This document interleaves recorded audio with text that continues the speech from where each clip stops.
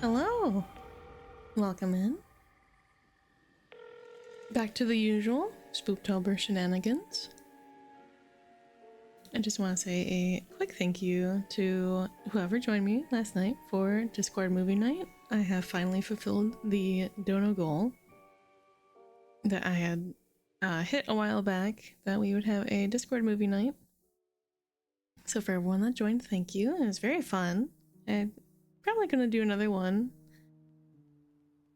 Not sure when, but at some point we will do another movie night because a lot of people seem to enjoy it. Without further ado, we'll play another game.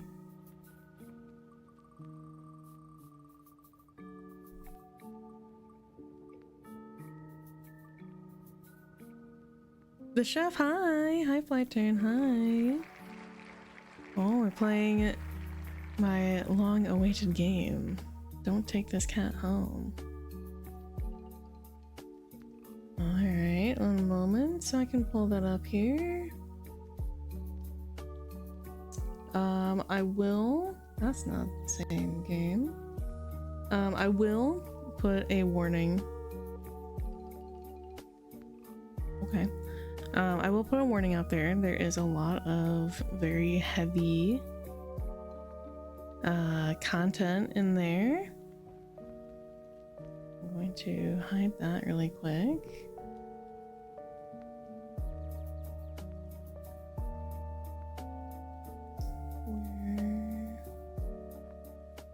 Where is it? This one?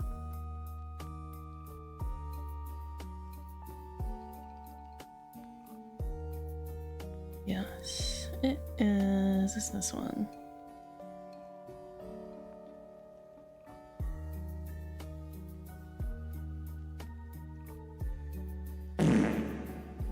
Bless you. So just so that the warning is here, this game is not suitable for children or the easily disturbed. It includes depictions of horror elements, animal/human violence and death, abuse, abusive relationships, disturbing images, loud noises, flashing lights, etc., etc. So if any of those affect you, now is the time to go away. Otherwise, stay tuned.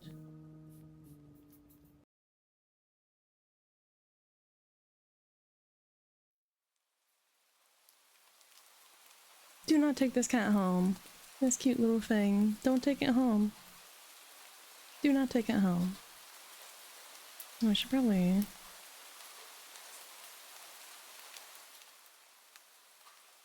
update this.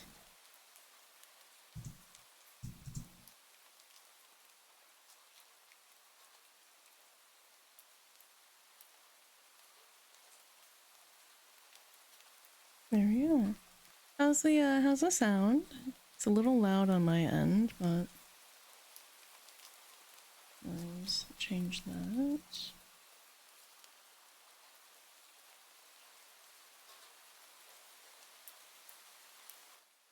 Lots of music. Oh. Do that. I'm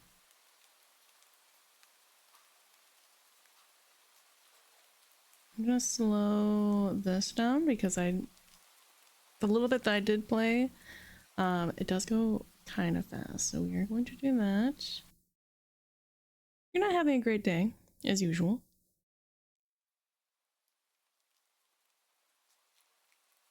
Ah, great. It's the first time in a while that you felt like going out, but in the middle of your walk, it starts to rain. Typical, but hey, this is just a sign that you should have stayed home today. Yeah, you can always try again tomorrow, right? You turned to head home when... Oh, what was that? There are only a few people around on the street. Makes sense due to the increase of missing persons around the area recently. Well, that and the weather. But none of them react to the sound at all. Curiosity guiding your steps, you follow the sound to the entrance of a dark, dingy alleyway. You timidly enter the alleyway and walk forward. The ground dampened by the rain makes your steps sound louder and more confident than you actually feel. Finally, the sound source comes into view in the cold, dim light of the alley. At the end of the alley, in a big cardboard box, is a cat. Huh. Guess that should have been obvious. It's an interesting looking cat. Its pretty yellow eyes shine like gold among the dark sea of its black fur. It puts its paws on the edge of the box and looks up at you. Oh, he's so cute. Oh, so cute. And it definitely knows it. You've never had much of an opinion one way or another about cats before. That's a damn lie.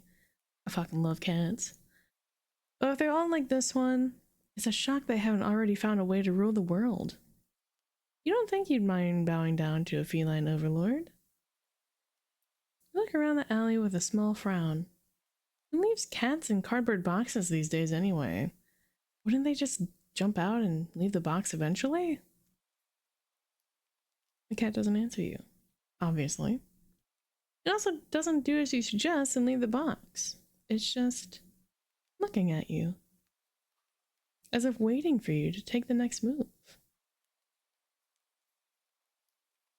Alright, chat. Do we take the cat home? Do we not take it home?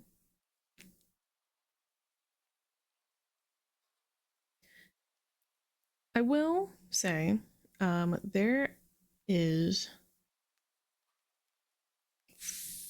40 endings? Question mark? And I do have the ending guide pulled up next to me on my other screen.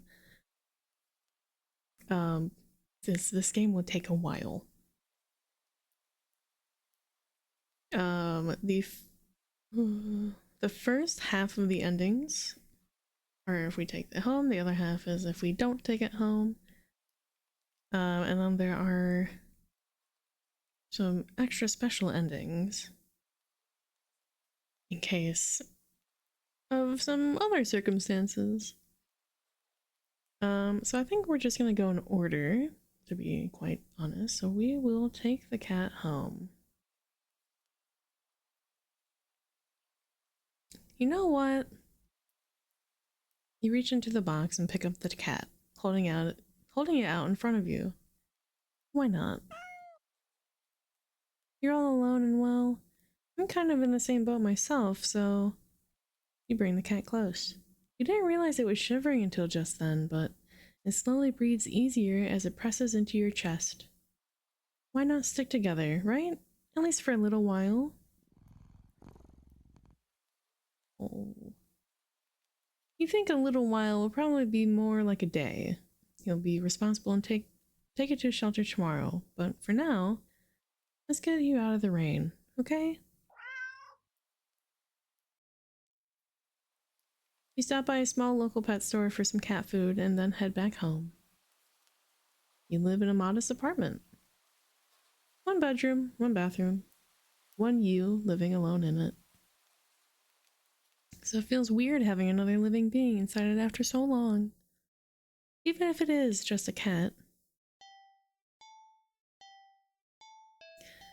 After locking the front door and placing the cat on the floor, you watch for a moment as it curiously explores the new environment. Leaving the feline to its own devices, you set out about making both of you some dinner.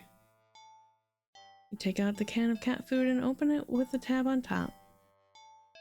You put some cat food on a saucer and click your tongue to call the cat over to you. It perks up at your beckoning and rushes over. It looks at the plate of food and completely ignores it. Not hungry, I guess. You try not to let it annoy you. The cat doesn't understand the concept of money to appreciate that you spent your hard-earned cash on it. It's just a cat after all.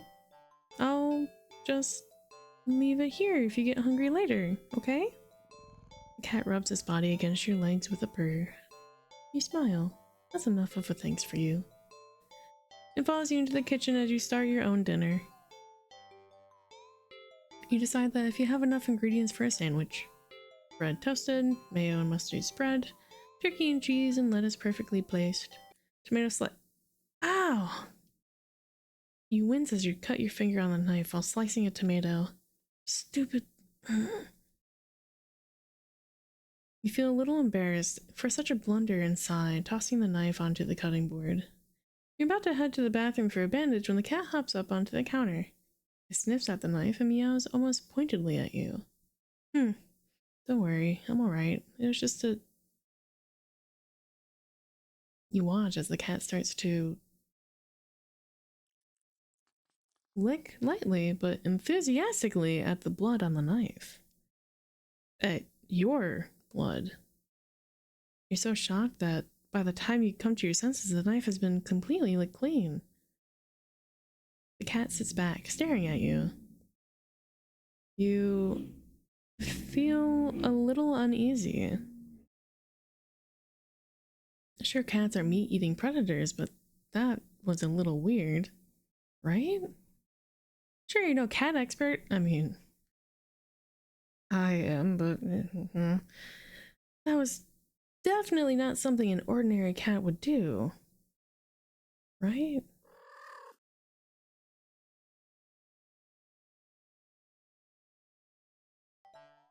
Well, regardless, you're not about to abandon the cat in need while it's still raining outside, not after all your efforts. You were going to take it to the shelter tomorrow anyway. What's one night of awkwardness? Weird or not, it's just a cat. The rest of the evening, unfortunately, goes downhill from there.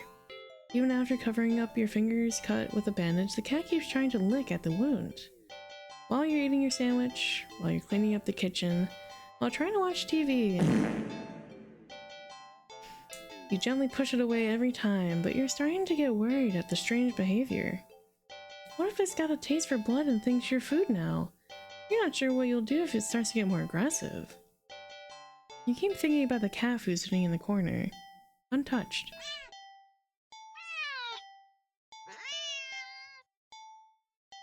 Oh, come on, enough already! You shove it away a little more forcefully this time out of annoyance. You feel bad immediately, but before you can do anything, the cat meows sharply at you and dashes off around the corner and into the hall. At this point, you're just worried that it's going to take a bite out of you in your sleep. Maybe a vet will have an idea how to calm it down? You can only hope. You don't have many other options left other than tossing the cat out in the rain. After finding the number of a local vet, you pick up your landline and...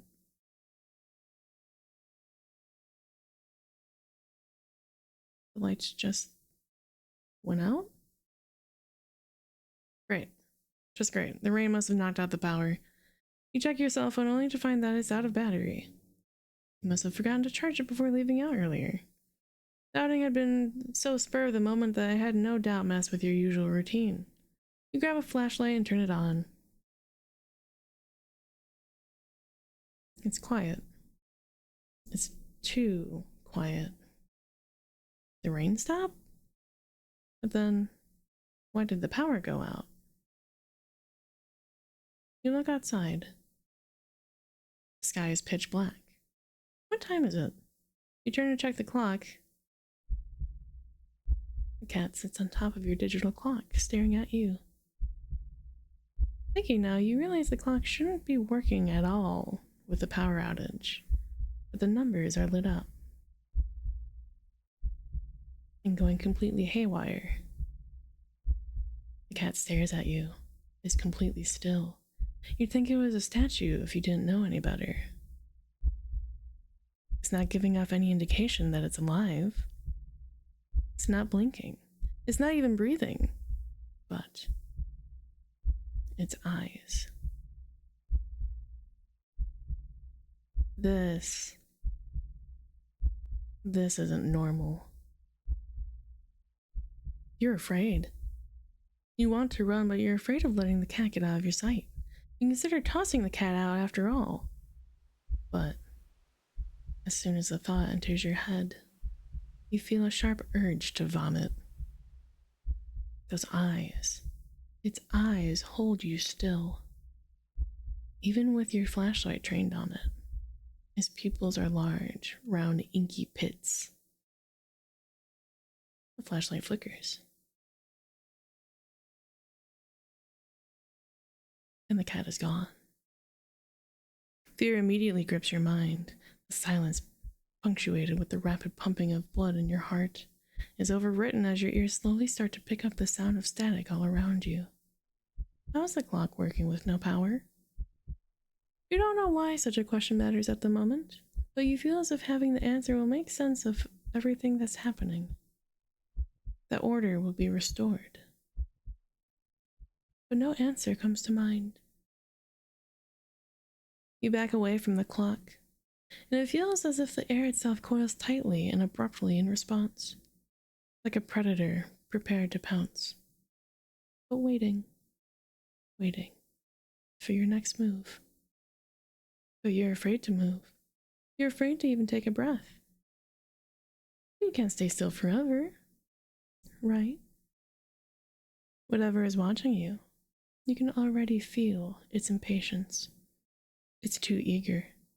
You don't know how you know this, but you can sense it as clearly as if it had whispered.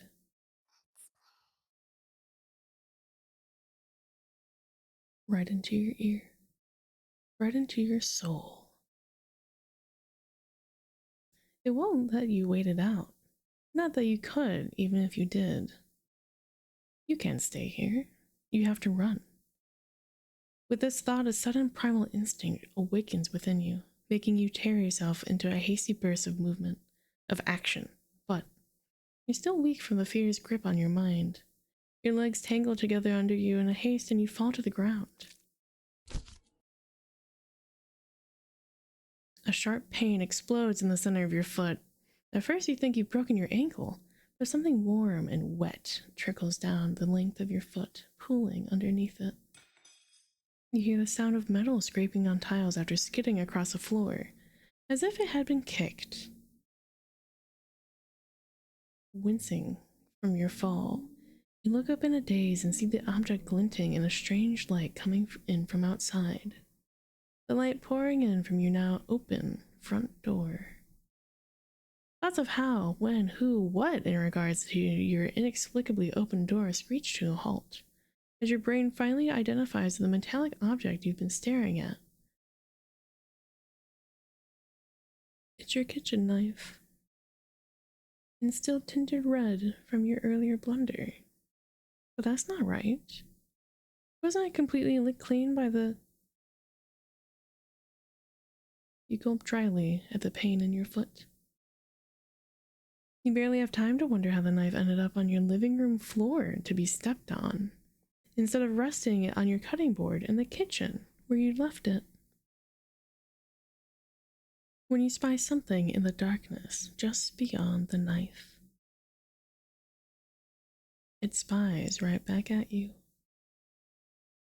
A pair of glowing golden eyes come forward as the cat emerges from the shadows into the light of your doorway. It pads lightly over to the knife, as if skipping in delight. It bends down to lap at the blood dripping from the blade. Your senses slowly begin to overwhelm you. The chill of the air as it starts to suffocate you under its weight. The pound of your shaky breaths discordant against the static now piercing your skull. The dryness on your tongue spreading to your throat. The incomprehensible sight of the stray you'd taken in, licking away at your kitchen knife, once again completely clean. The scent of blood from the fresh wound on your foot. What? Golden eyes slide up to you as if in a response to your sudden realization. Blood. You're hurt. Your foot is bleeding. You're bleeding. You're bleeding. The cat barely moves, shoulders twitching as if it just considering the act of pouncing forward. But you're already on your feet and out the door. You run, or rather limp, down the empty street. The sky is black and bleeding red, but there's a strange light emitting from nowhere that casts everything else in white. The houses, the trees, the road, even you. Everything. Except your blood. You can just barely glimpse the bloody imprints on your injured foot leaves in your wake with every impact it takes with the ground. It hurts. It hurts. But you can't stop. You don't stop. Not when the shadows grow around you. Not when you feel the gaze of eyes all over you. Not when the road ahead of you is darkened by a long shadow of something behind you. Even then, you don't stop running, because if that's the cat right there ahead of you, then what in the world is behind you?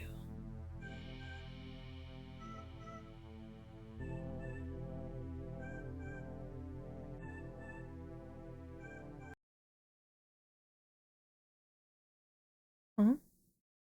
Interesting. How very, very interesting. It begins.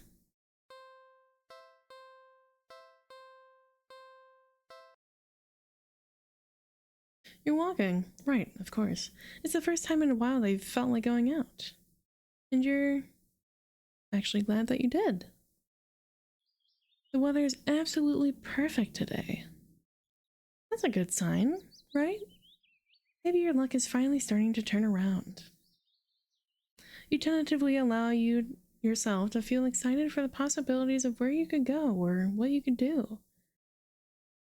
Maybe even who you could meet. You're so deep in thought that you almost miss it. Huh? What was that? Curiosity guiding your steps, you follow the sound to the entrance of a lonely alleyway. The sunlight only just manages to reach down in between the tall buildings on either side. You timidly enter the alley and walk forward, the loose gravel and scattered debris on the ground softening your steps.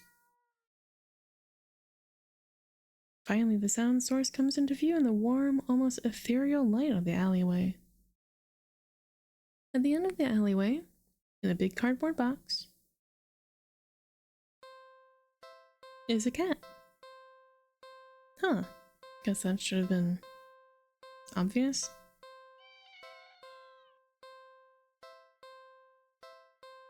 It's an interesting looking cat. Its pretty yellow eyes shine like gold among the dark sea of its black fur. It puts its front paws up on the edge of the box and looks up at you.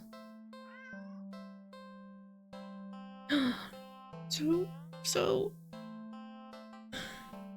You look so... familiar, right? Then again, it is a cat. Not many different ways for a standard black cat to look, after all. This one sure is cute, though. Just look. It's not glaring at you or hissing at you for getting this close like other strays have in the past. It's just sitting there patiently, waiting for you to do something. Take him home.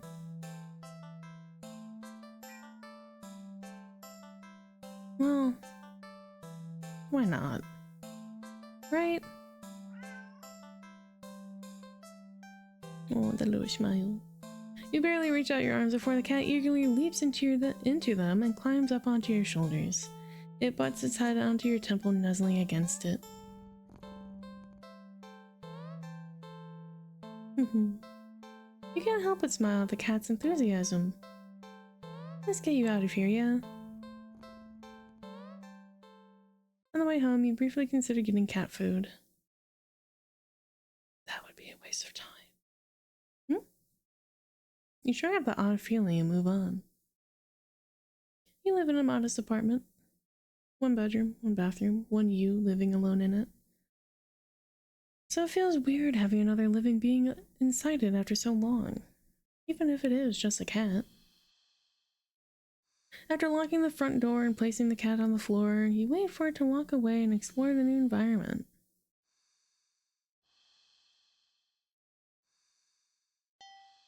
But it simply sits and looks up at you expectantly. Alright, where is my little guide?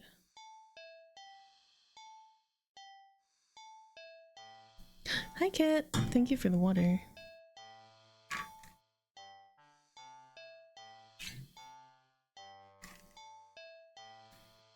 Thank you for the feed. I don't really have a snacky. I have some cashews, I guess.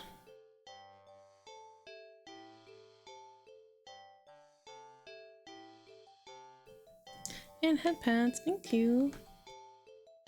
Oh, that's what I forgot to open. every stream I forget to open this. I'll get you your head pads, one moment. We are going to do all the endings in order.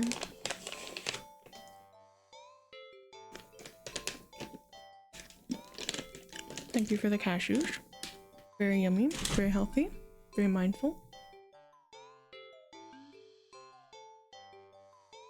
Where is Cowboys?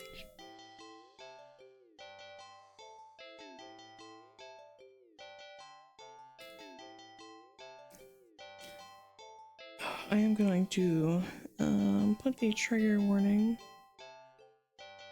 up here. It's not in this one. 1 second. Content warning.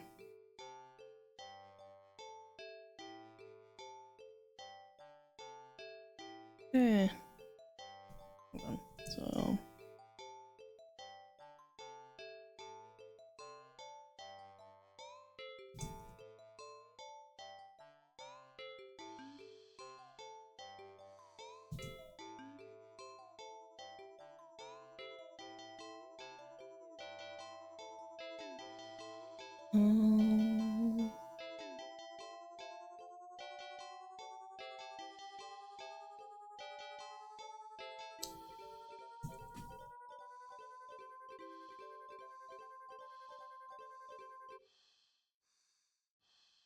I'm gonna do that. Put that in here. There we go. Yeah, just because that is gonna be a lot of what's happening here. You don't hear it very well, but there's like breathing, like a breathing noise.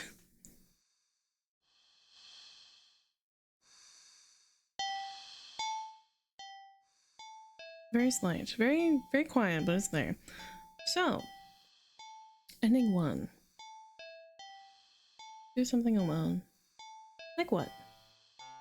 In the apartment. You decide that even if it's just your day off, that doesn't mean you should be completely unproductive. You know you have a guest and all, but you really shouldn't put off your chores. Best to get them done while you're in the mood to do so. So for now, you get dressed, roll up your sleeves, and get to work on cleaning the apartment. At least, you try to? You sweep the living room. You wipe the kitchen counter. Okay, you don't make your bed, but who actually does that anyway? Still, you notice that no matter how much you clean up, you keep finding more messes than when you started. You peek over at the cat. You suspect that it might be the culprit behind this mystery. Every time you rush to check on it or catch in the act, you always find it napping in the living room.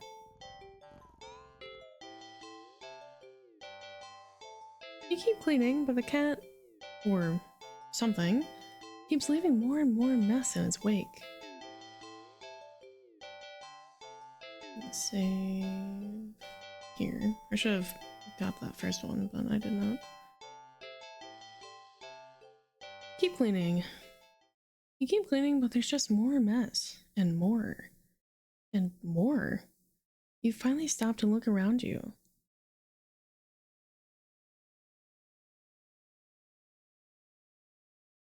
You don't even recognize your home anymore. There's piles of junk everywhere. Do you even own this much stuff? You don't remember ever buying or receiving most of it.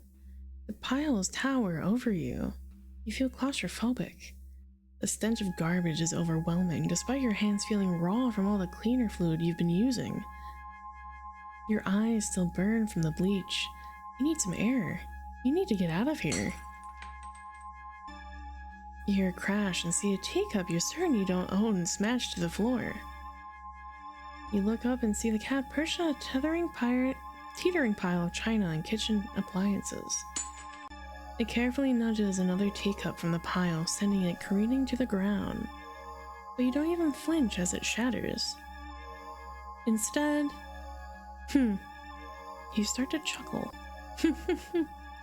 Suddenly you're laughing. It's so hilarious. Ha ha! Ha ha! That tears start running down your face. I knew it was you. You did this, didn't you? You pick up the largest piece of ceramic from the broken teacups. Didn't you? And throw it at the cat. The cat dodges by leaping off the pile. Pile sways. It sways.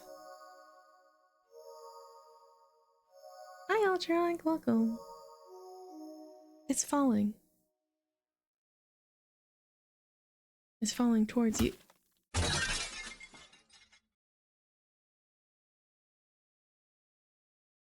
You can't move. You're buried. The pile fell on top of you. Broken shards of fine china and sharp utensils are piercing your skin. Your organs. Your bones feel loose and limp, crushed under the heavy appliances. Warm liquid pools under you. With the last of your strength, you listen as the cat pants over to you before laying down and purring sleepily.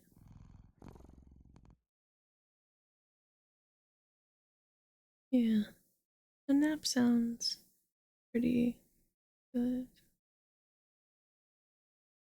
Hope there isn't a demonic chair in this game. Unfortunately, not that I've seen. Maybe there is. Ending 1, a not so clean getaway.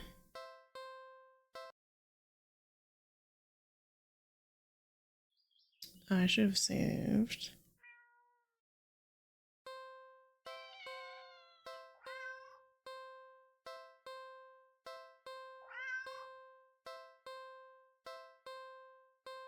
So we're gonna save here. Gonna do that one. Stopping by to say hi. Have a good night. Good night. Thank you for popping in. I'm gonna take this cat home. This little cutie patootie. We're gonna take him home.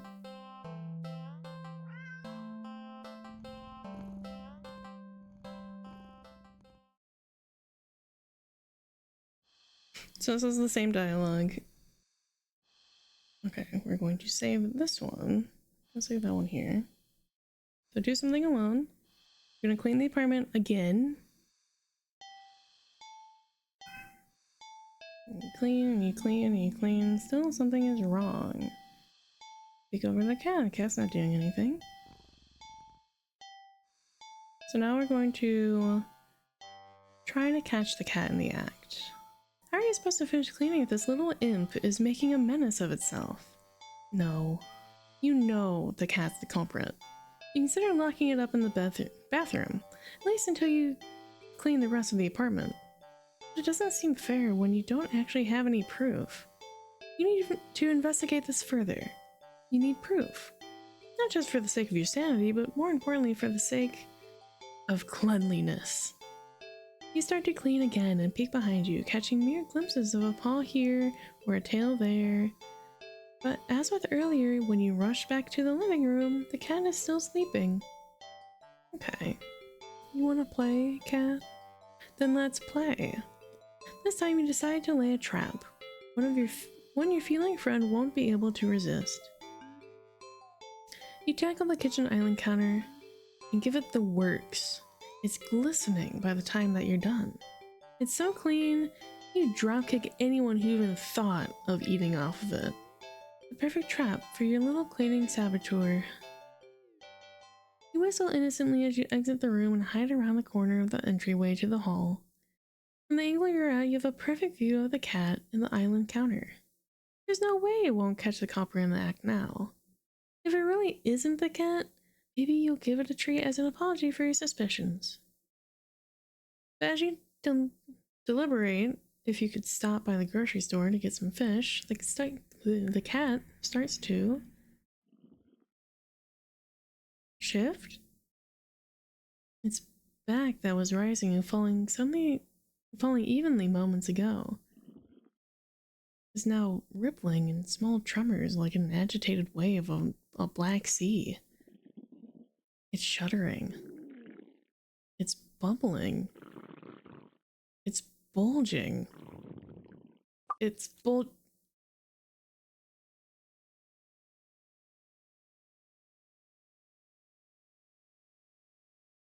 What the hell?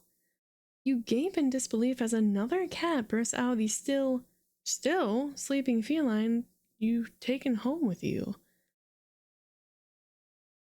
You're fairly certain that's not how cats give birth, but more importantly, you watch as cat number 2 shake itself off before leaping up onto the counter, rolling around on top of it and leaving fur and grime in its wake. Huh. Probably should have given it a bath earlier. I feel like your mind is lagging behind the reality of the discovery you've just made, but you don't seem capable of thinking beyond smaller observations.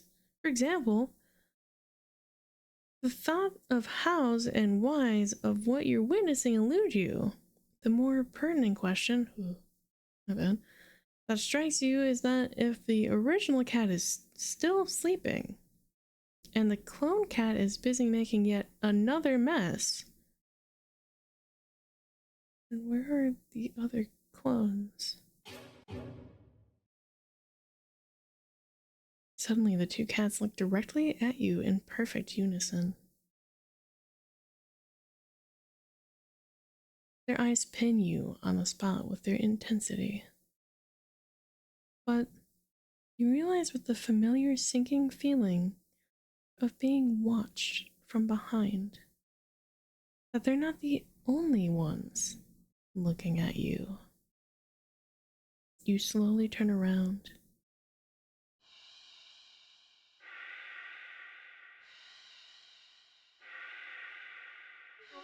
Packed in the hall behind you, from the floor to the ceiling, is a living, breathing, writhing wall of cats, of clones, all piled on top of each other.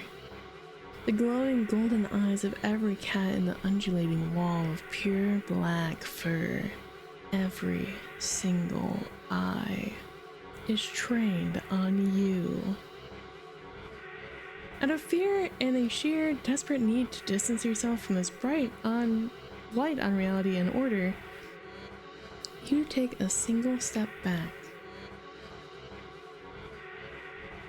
And in response, the wall just breaks. All the cats, all stampeding over you. It'd be kind of cute if their soft paws weren't hiding claws as sharp as knives. You try to protect yourself, but there's just too many of them. Blood leaks steadily from your scratches. You feel dizzy. With what little strength you have, you turn your head and watch as the cats tear through carpet and upholstery, knock over vases and dishes and lamps, claw at the walls. It's going to take forever to clean this up, you think? Maybe you'll tackle it all again later, right after you take a short nap. With an annoyed sigh, you breathe your last breath. Ending 2. This game is kind of silly, but like very horrific.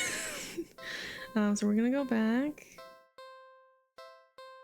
We're gonna go back here. So we're gonna do 3. Gonna do something alone. Like watch a movie.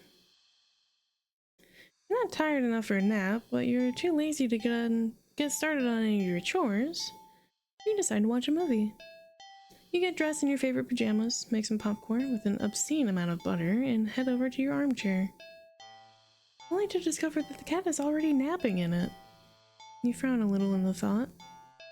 Your couch isn't at the best angle for optimal TV viewing pleasure, and you don't feel like pushing it around and having to put it back later. The only options you have left are to sit on the floor or move the cat and reclaim your throne. Gonna save this one. We're just gonna sit on the floor. You decide to sit on the floor. The cat is a guest after all, and you pride yourself on being a good host, if nothing else. Well, at least you would if you've ever had any guests over before. You grab a blanket and some pillows and make a comfy nest in the front of the chair. You pop in a random movie from your collection and can tell instantly that it's one of your favorite horror films. Oh, just in time for the season. You've seen it a few times already, but it never fails to get your blood pumping. A few minutes in and you're already invested, getting reacquainted with the story and the characters. The scares won't come until later, but for some reason you feel like something is watching you from behind. You know it's probably nothing, but you feel compelled to check anyway. You peek over your shoulder. Ugh! Going to jump out of your skin, jostling a few pieces of popcorn out of the bowl into your lap. The cat is awake and looking right at you.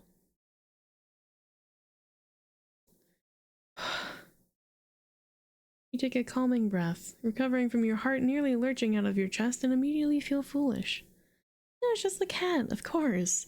It was so quiet you'd forgotten it was right behind you. Even though it's the whole reason you're sitting on the floor in the first place. You shakily pick up the remote, intending to rewind some of the parts you missed. However, as soon as you press the rewind button,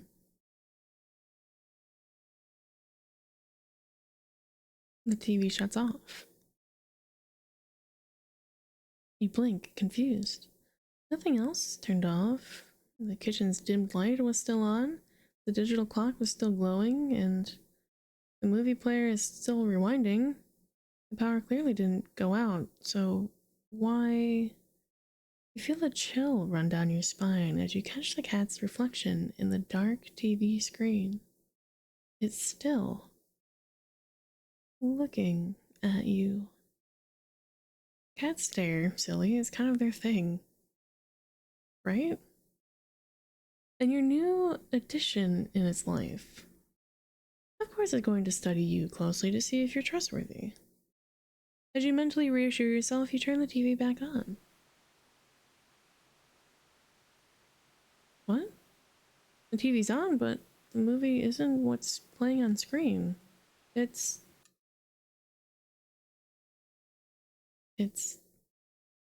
you? You watch yourself frown on screen as you feel your brow furrow in tandem. It's like footage of you in real time, like you're being recorded.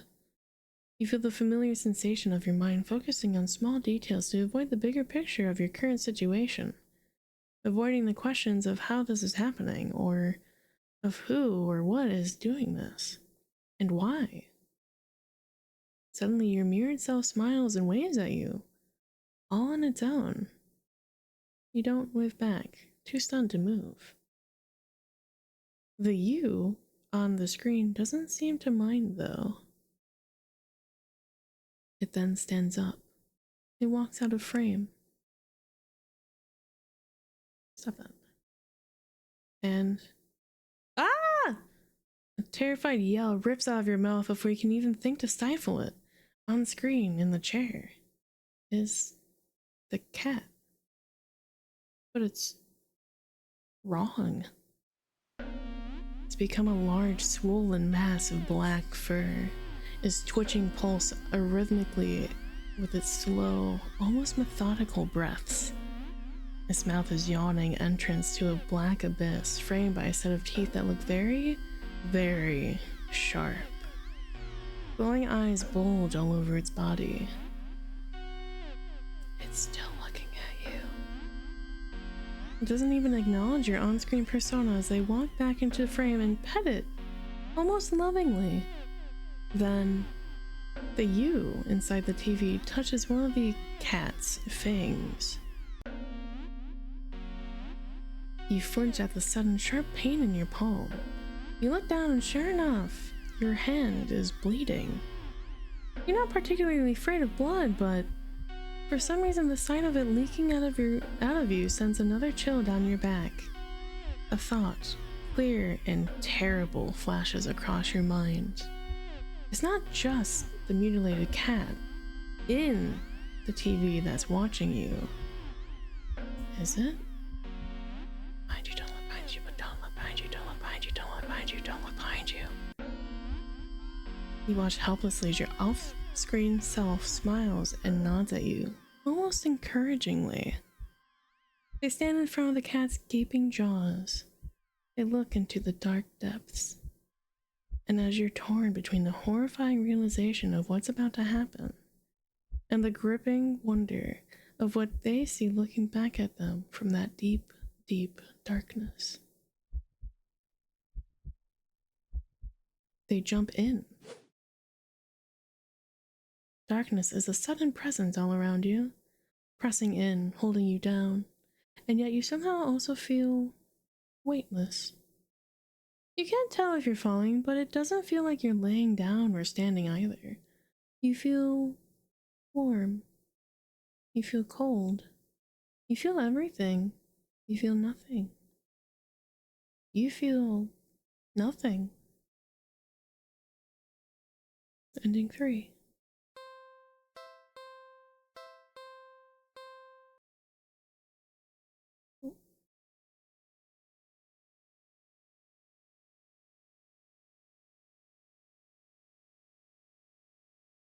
Hold on.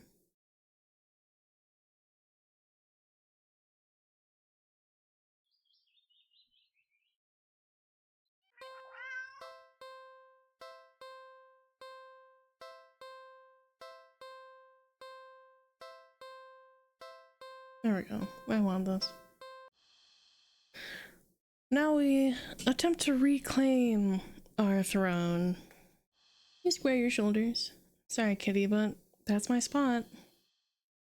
You pick up the cat and place it on the floor. It's clearly upset with you. When you try to pet it as an apology, it dodges your hand and scampers away.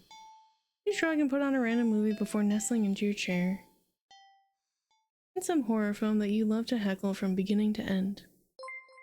Oh, Ronan Ark, thank you for the follow. Welcome in. Hope you enjoy my story reading. Grab some popcorn, get cozy. It's some horror film that you love to heckle from beginning to end. Nothing but an endless string of pointless jump scares. Do the writers not know the meaning of the word subtle?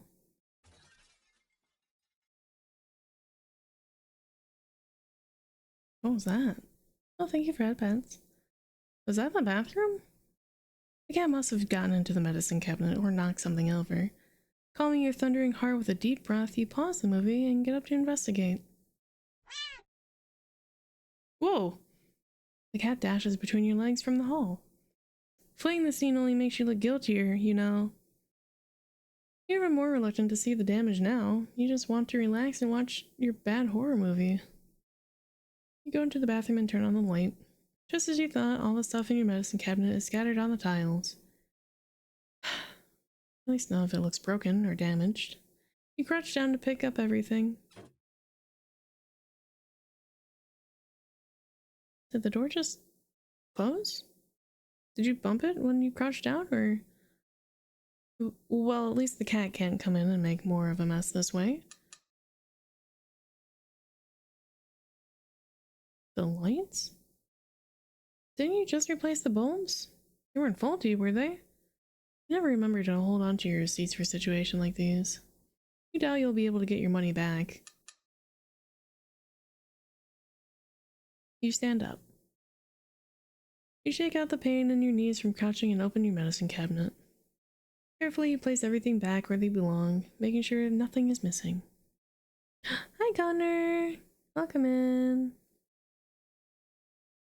You close the cabinet door. Ah!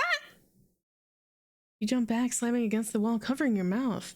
You look back in the mirror on the medicine cabinet door to see... Nothing? Nothing. What? What the hell? Something was... You know. You saw something just now. You know you did. Right?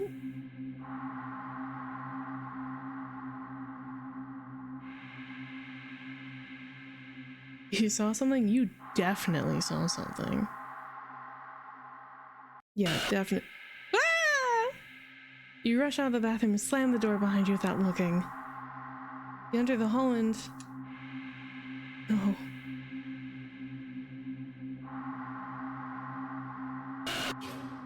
No, no, no, no, no! You shield yourself with your arms and... Nothing. Nothing. Again. You peek through your fingers and see... just your usual hallway. You don't feel very good. You need to sit down. You carefully make your way to the dark living room. Try not to overwhelm your senses any more than you already have. Maybe you should watch something a little more lighthearted. Or just lie down instead.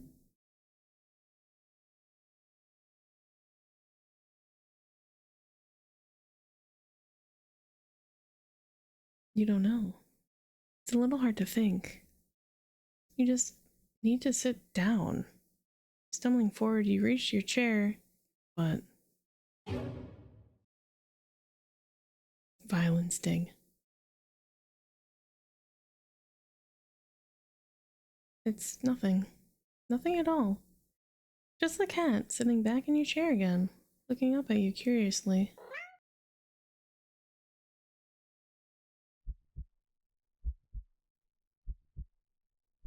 But it's enough. Your heart lurched so harshly out of a mixture of fear and anticipation that it completely gives out. Your eyes roll up into your skull. You feel yourself falling back.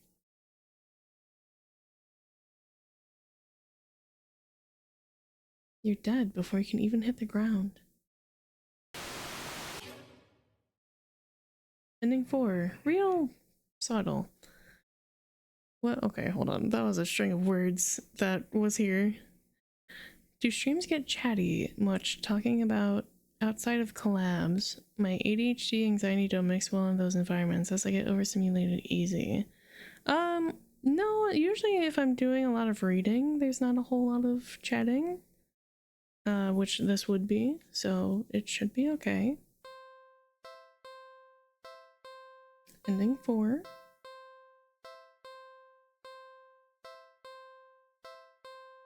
So we want this one. So we've cleaned.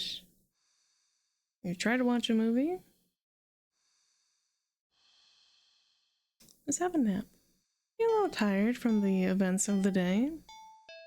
Making life-changing choices like committing to the responsibility of caring for another living creature really wears you out. You could definitely use the nap. Forgot to remove the collab thing. Oh, and this, that's okay. You head to your room and get dressed in your pajamas before you decide to grab a glass of water from the kitchen. You head back to your bedroom, ready for a much-needed nap. Whoa! Only for the cat to race past you through the open door and jump on the middle of the bed. It takes its time kneading at the sheets before settling down and closing its eyes.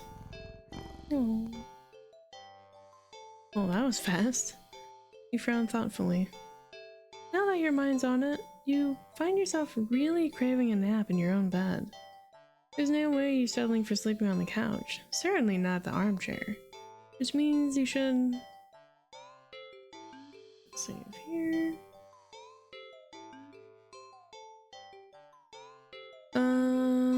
Try to move the cat.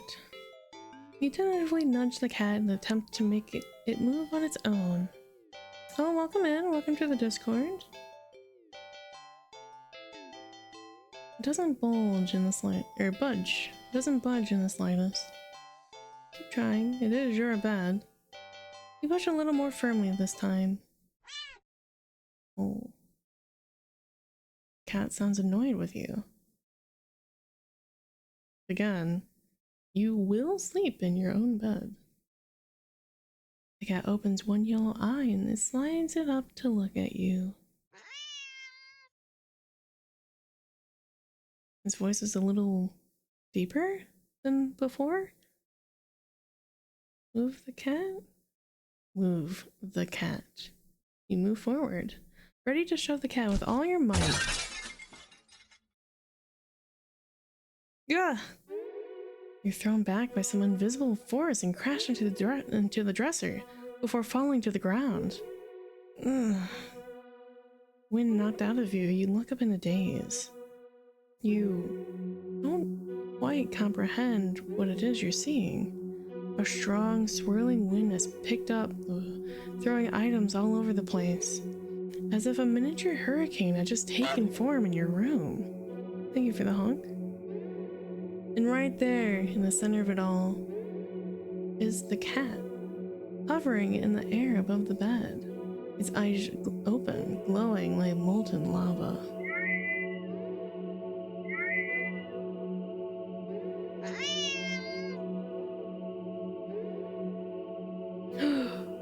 You watch as a vortex rips open the center of your bed, and panic as swirling wind turns into a vacuum, dragging you towards the bed.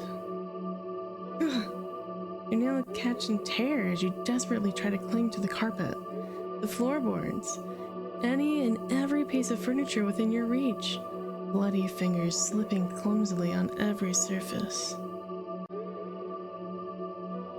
But there's nothing you can do. As you touch the vortex, your body starts to disintegrate. Tiny particles of your body separating, floating into nothing. The last thing you see is the cat landing nimbly on the bed and kneading at your sheets before it curls up and falls back asleep. Do not disturb. Thank you for the water and for the feed.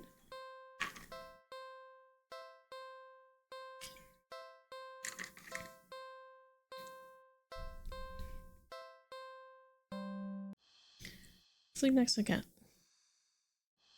You shrug. What's the harm in sharing the bed, right? You both have had a long day after all.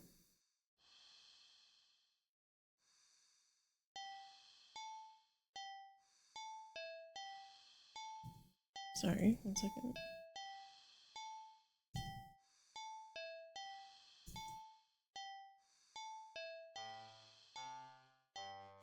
You try to carefully avoid jostling the cat as you lay down, but it immediately scoots over and curls up against you anyway. My mom found a laser for our cat. Oh, that's cute. You smile. Sweet dreams. I feel like you slept for a long time. You feel a warm weight on your back. You don't see the... Oh. Mystery solved then. You feel comfortable. You consider getting up, but as soon as the thought enters your head, your mind fills with static and a deep sense of disapproval? Not yet then. Okay.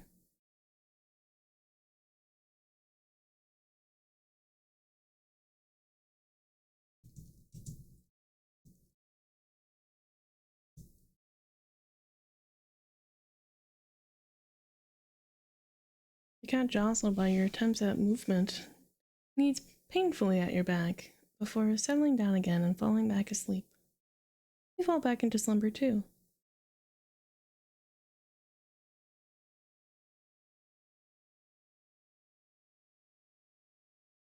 It's night. You want to get up. Claws dig into your back like a warning.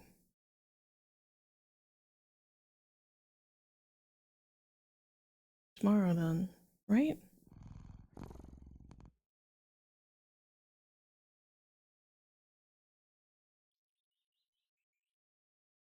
It's morning. You'll be late for work. But the cat doesn't budge. You don't even try to get up this time. You just close your eyes and drift off again. It's the next day? Since the last several days. Or has it been weeks?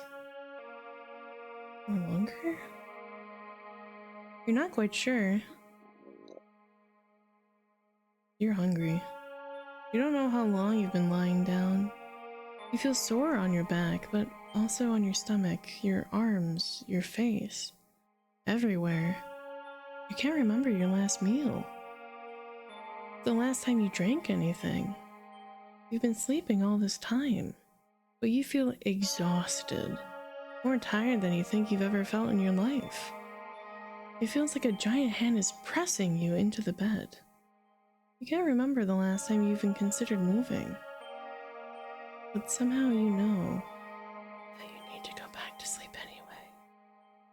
Everything will be fine if you go back to sleep. You think you're hallucinating when the cat finally stirs.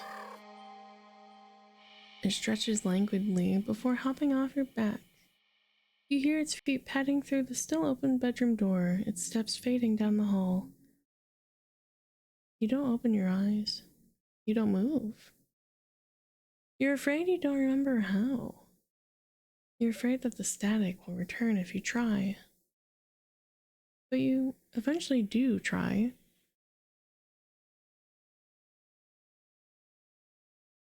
You try to prop yourself up on your arm.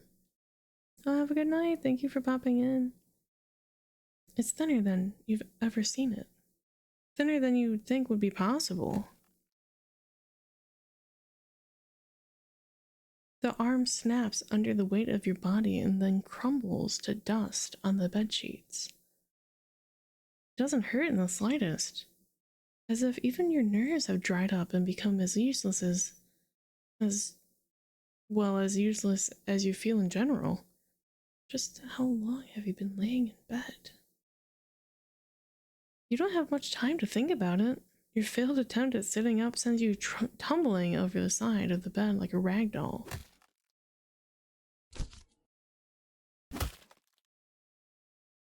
But you think you're probably closer to being a ceramic doll, as your body shatters instantly upon impact with the floor.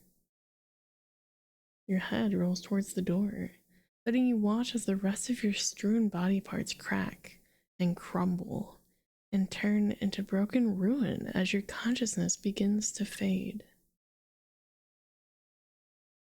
The cat strolls into view then, poking and prodding at the remains of your brittle limbs. Bad kitty, you try to say.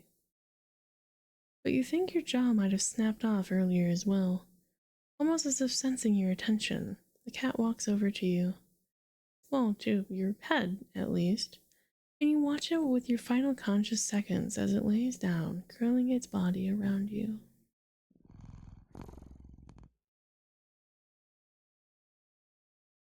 It feels warm. Well, maybe another nap couldn't hurt. Just a cat nap.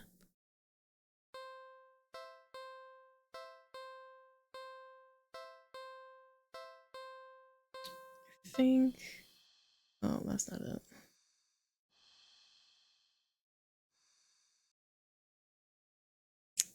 I want to go load. This one. Do something alone.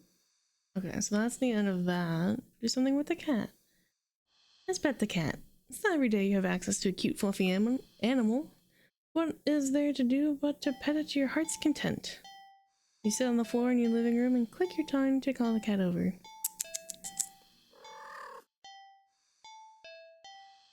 The cat dashes over to you, immediately climbing into your lap. Oh, poor thing. You just want some attention, don't you? Alright, alright. You carefully pet the cat. A rub behind its ear, a scratch under the chin, a smooth sweep along the back. Good? You keep petting the cat in your lap, enjoying its bonding time together. But the cat starts to get restless after a while. Keep petting. You're not quite ready to stop. You feel so calm. The repetitive action soothing your usually overworking mind. You keep petting. The cat leans away from your next head pat. It's trying to get out of your lap. Keep petting. When you scratch on the cat's chin, it bites at your fingers. You Might be bleeding, but it barely hurts. More of a warning than anything. The cat struggles in your hold. It's watching you closely. Keep petting. You keep petting the cat. Ugh. The cat bites off your finger. It hurts.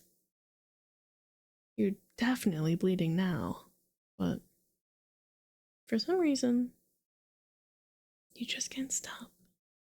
You don't know what it is. Its fur is so much softer than you realized. You think it would be shining in the faint light of your living room, but it's as if the darkness of the cat's black coat is sucking in all the illumination around it, rendering it completely null. You're drawn to it. Like somehow you're holding a deep, dark abyss right into your lap. It seems calmer now, munching on your severed finger. The stump between your thumb and middle finger is leaking. But you keep petting. You fret that your blood will ruin its fur, but the cat no longer seems to mind.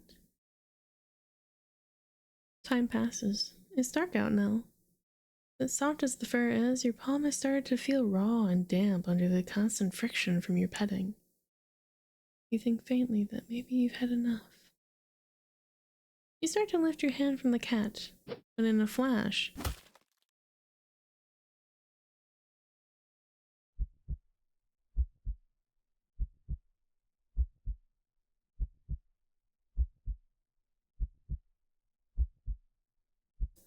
your entire hand is separated from your wrist.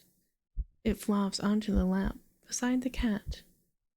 The cat's claws on the front right paw glisten with crimson liquid.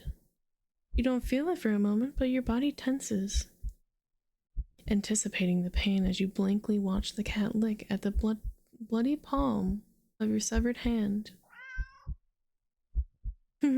It hurts. It really, really hurts. Then, cat looks up at you, and you feel compelled to keep petting. You're reluctant, but you're also afraid of what will happen if you don't heed the call. What will you lose next if you try to resist again? You were hurt for your insistent petting earlier, yet now you've been hurt for trying to stop? It defies all logic, but that's what scares you. There's no reasoning with such a fickle whims. You feebly try to raise your uninjured hand to pet the cat, but it stiffens, golden eyes glinting dangerously. Well, alright then. You raise your bleeding stump and resume your petting to the best of your ability. You pet. And you bleed. You pet. And you bleed. You pet. And you bleed. And you pet. And you... There's no boundaries. Ending 7.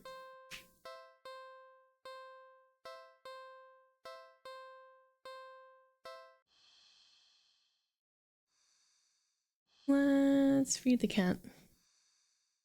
Cat looks hungry, so you decide to feed it. You're regretting not stopping for food earlier, as you don't have much left. Grocery shopping day is tomorrow, after all. You head to the kitchen and click your tongue, ensuring the cat follows after you. It leaps nimbly to the kitchen counter and watches as you search for meal options.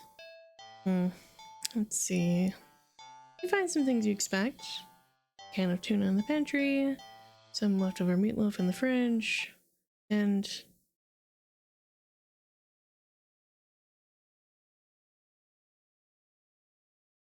Huh?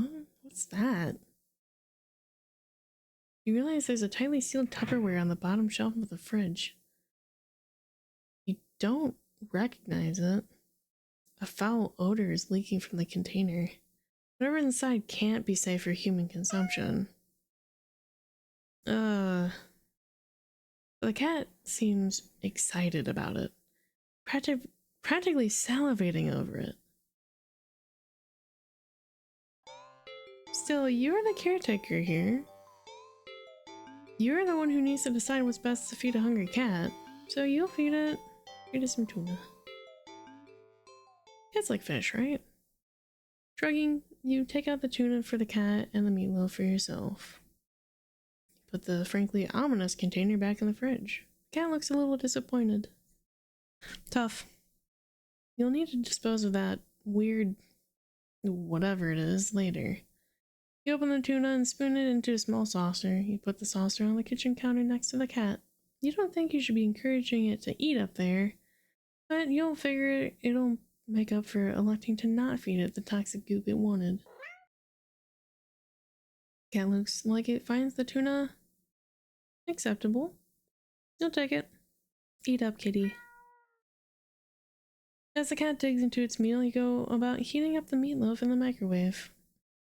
While setting the time, you hear... You turn and see that the plate is completely empty. Oh, that was quick. You need to pace yourself.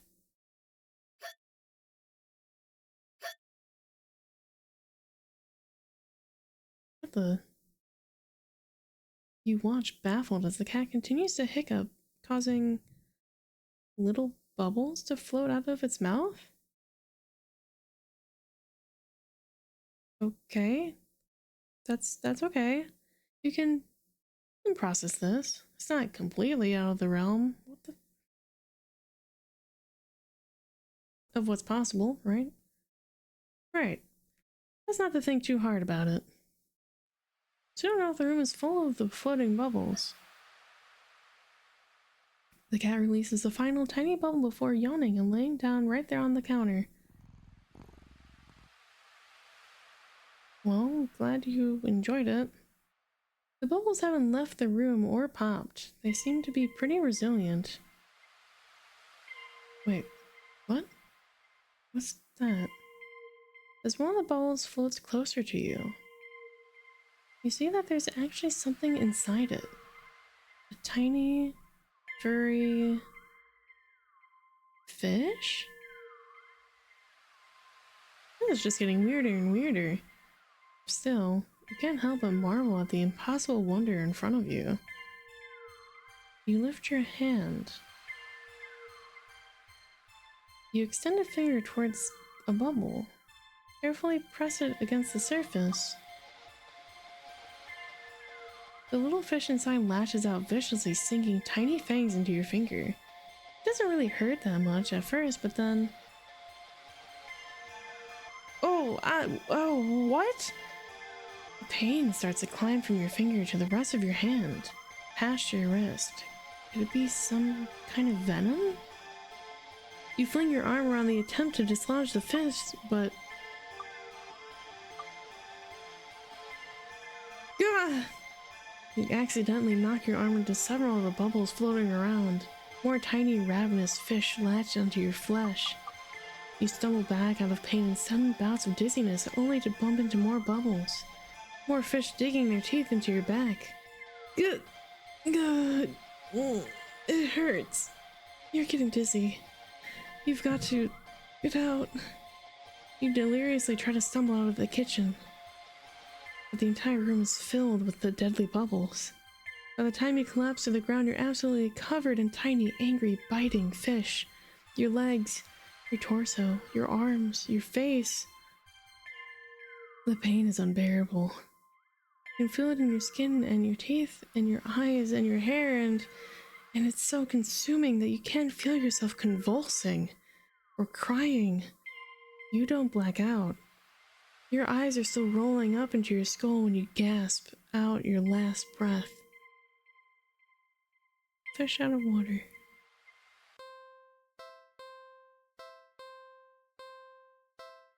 I should have saved there.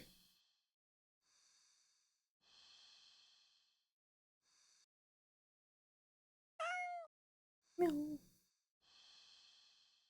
Okay, we're gonna save that one. Meatloaf. You get the feeling the cat won't be too impressed with anything that comes out of a can. And you're not about to feed it whatever the heck that toxic looking sludge is. So it's settled. A tuna sandwich for you, a leftover meatloaf for your feline guest. You ignore the cat's disappointed meows as you put the weird container back in the fridge to dispose of later.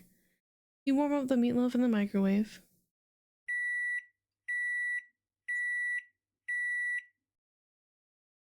You place the now warm meatloaf on a saucer next to the cat on the counter.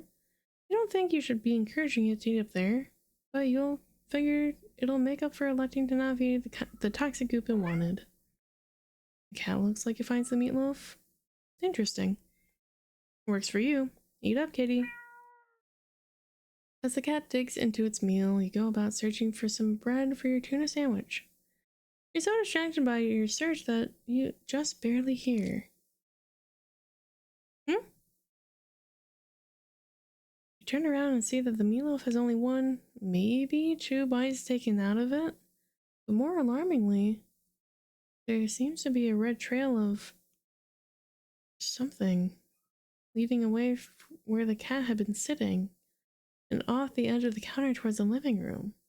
Is that blood?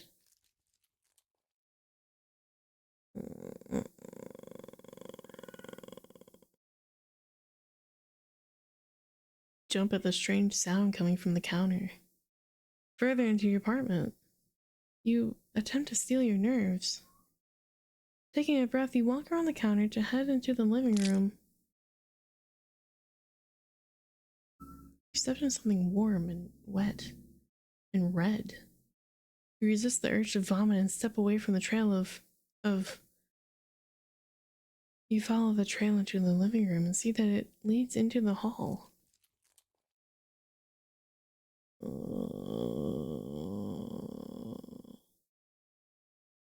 It's getting louder. It's definitely in the hall. You feel like you can hear your heartbeat. You hope whatever it is in the hall can't. Your body shakes as you feel yourself step forward. And forward. And forward. And forward. You peek around the corner.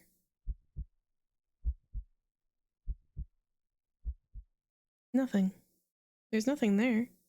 What? You walk further into the hall and see that the trail leads all the way down to the end of it. But there's nothing there. You don't quite feel relief, but at least you feel something warm and wet drip onto your cheek. Something very warm. You swipe your shaking hand across it and pull back to see your fingers covered in something.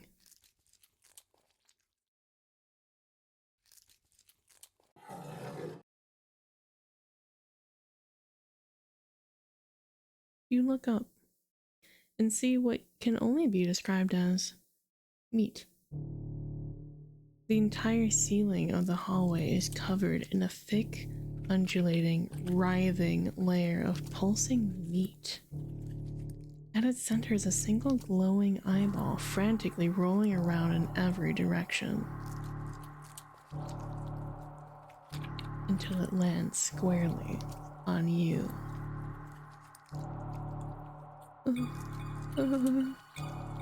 You try to take a step back, desperate to escape the hallway, to escape this thing, but before you can even scream, meaty tendrils shoot out and grab you. No! Let me go!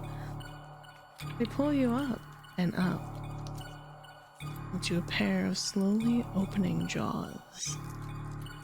And then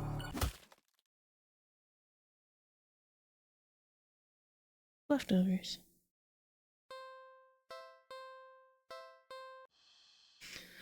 Alright, mystery food time.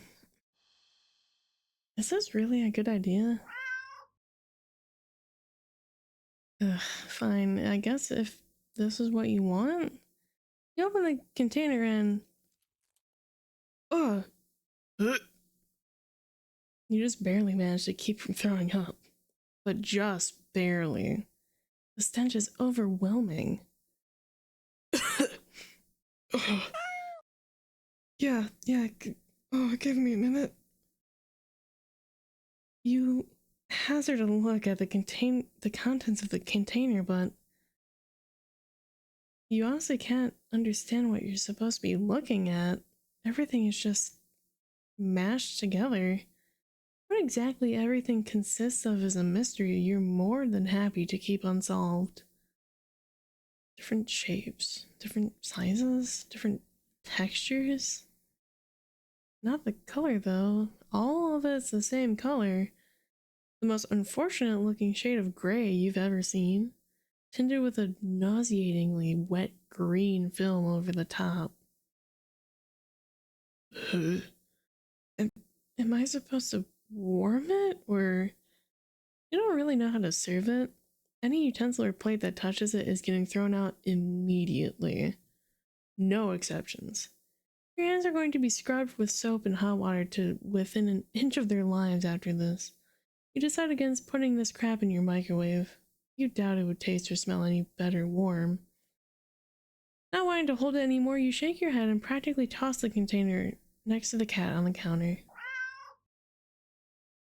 The cat enthusiastically dives for the toxic-looking sludge, sniffing it as if savoring the scent.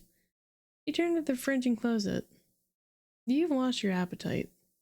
You're about to head to the bathroom to wash your hands for the next hour or so when...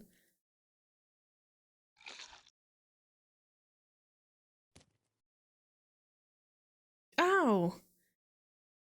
A sharp pain on your foot causes you to stumble. You catch yourself on the kitchen sink and look down to see that the tip of your sock is red.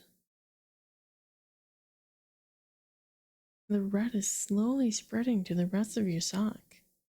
Are you bleeding? You quickly reach down to pull off your sock to see the damage.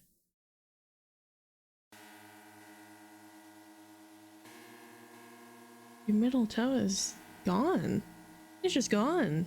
Just a stump is left in its place, steadily leaking blood onto the floor. You clumsily step back as if it would help you get away from what you were seeing. The blood trail simply follows your movements. 911. You have to call 911. Phone. Where's the...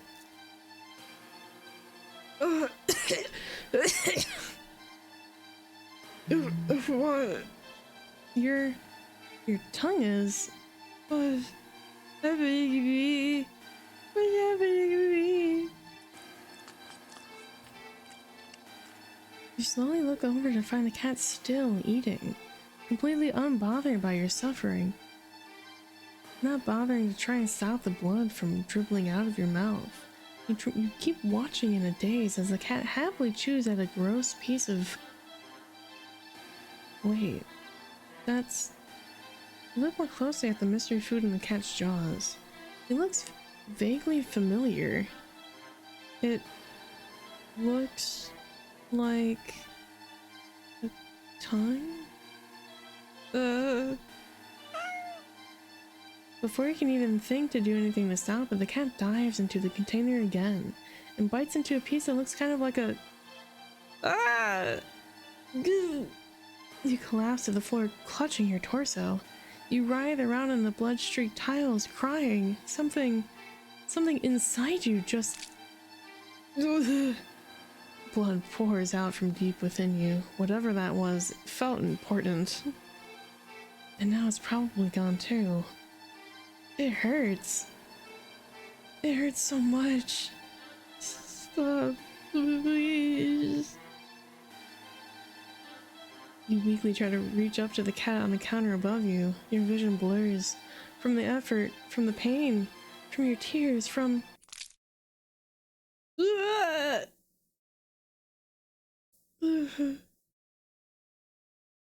Your eyes. Your eyes! You fall limply back to the floor. You're leaking blood all over. From all over. Your foot, your mouth, your insides, your eye sockets. You can feel your life fading away too. That's fine. If it means not feeling the pain of losing another part of you, then hopefully the cat will take its time eating your eyeballs and give you time to just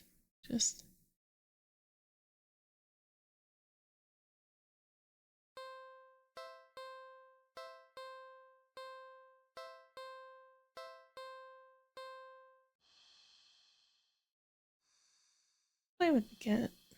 Wait. No. Play with the cat.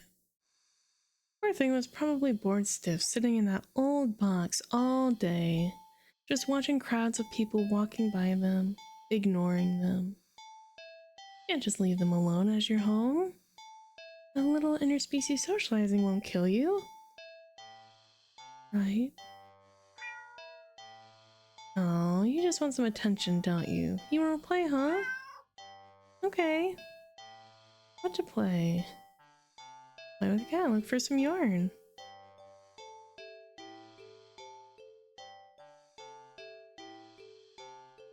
If every movie and cartoon involving cats that you've watched since childhood is to be believed, then you can deduce that with almost absolute certainty that cats frickin' love yarn. Probably.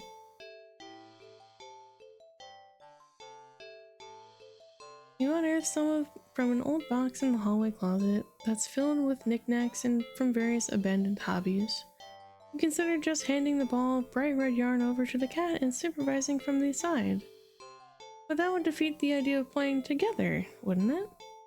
You cut off a decent length of string from the ball of yarn and go back to the living room. The cat is resting on the floor. It's not asleep, but when it looks up at you as you enter the living room, you can feel like it could doze off right then and there. You'll fix that. You smirk a little, confident with your surprise, and let the piece of yarn dangle just above the floor, pinched between your thumb and index finger.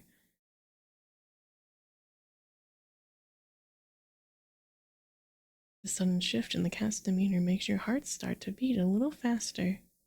His posture has barely changed at all. Just a subtle shift between the head and ears. A slight tension in the shoulders. A sharpness in the gaze as it locks onto the yarn dangling an inch above the floor.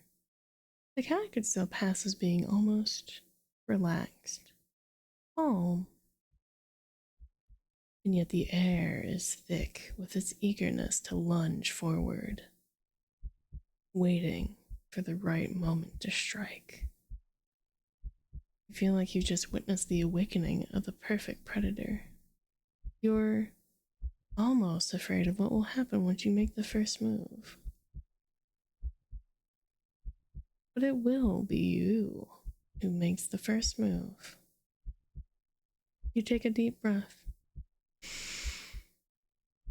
Relax your shoulders. And yoink! The cat had lunged the instant you wiggled the yarn, but you're faster. It completely misses as you flick your wrist, making the yarn recoil out of its reach with a terrified snake. Having overshot the landing in its eagerness, the cat stumbles and looks around as if shocked at its failed attack. You generously click your tongue to help reorient it. The cat whips its head around at the sound. You're slightly taken aback at the intensity of its stare on the yarn, but you persist. You wiggle the yarn again, encouragingly, and yes, maybe a little tauntingly. This time the cat anticipates the yarn's upward dodge and leaps up to swipe at it. But you're already one step ahead, puppeting the yarn to dance gracefully out of reach one more time. Come on, you can do it! It's a little condescending, but you can't seem to help it. For some reason, it feels like a little good knocking the feline down a peg or two. At least it seems to be enjoying itself. You hope, anyway. You keep going. Cat's movements have gotten more aggressive. It must be getting frustrated. You could swear it nearly took a shot at your eye the last time. It had jumped so high and erratically. You've been keeping the yarn in a constant motion, afraid to slow down. Your wrist is starting to get tired. The cat doesn't seem to be losing any energy, though. It's like it's getting faster and faster.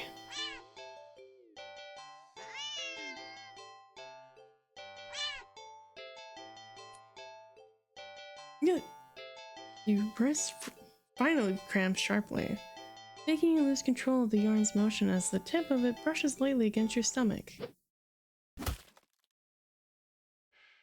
Gah! Pain rips low across your torso, into your torso.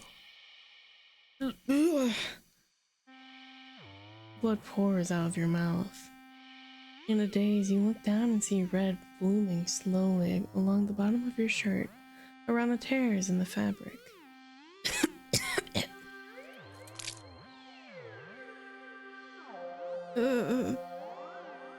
You watch as a long, thick ropes of something pour out from under your shirt into a bloody heap on the floor at your feet.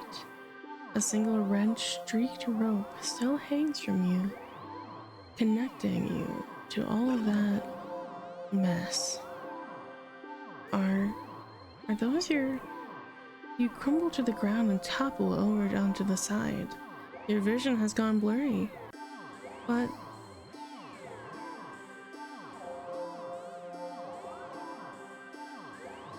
you can just make out the shape of something small and a deep, inky black as it walks over and inspects your... God, they're your intestines.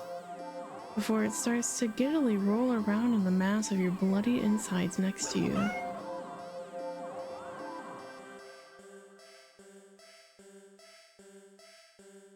Darkness falls over you. The cat sounds happy. Nonsensically, you wonder where the yarn is gone, but there's really no need to worry about it. The cat seems content with the next best thing.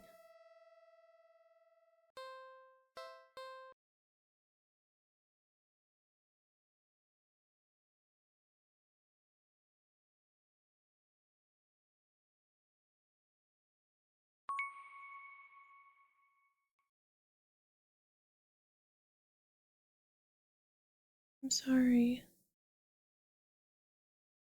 I'm so sorry. I was just so tired of everything. Not you. Never you. But I couldn't be the person you deserve. Couldn't ever hope to be. You were so amazing, smart and talented and independent. You shined. But in comparison, damn it. So stupid. So worthless. But when it approached me, it didn't tell me that it wanted me. It needed me. Maybe that's what I wanted all along. Wanting could be so fleeting, but to be needed. There was nothing I wouldn't give to have someone tell me that I mattered to them. That they needed me.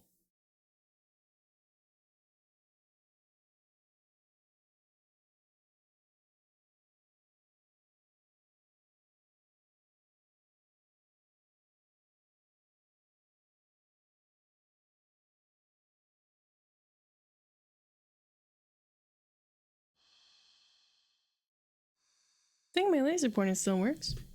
Cats are curious creatures by nature. They're also natural hunters, sort of. Why not pass the time by letting the cat hunt after something it'll never quite understand?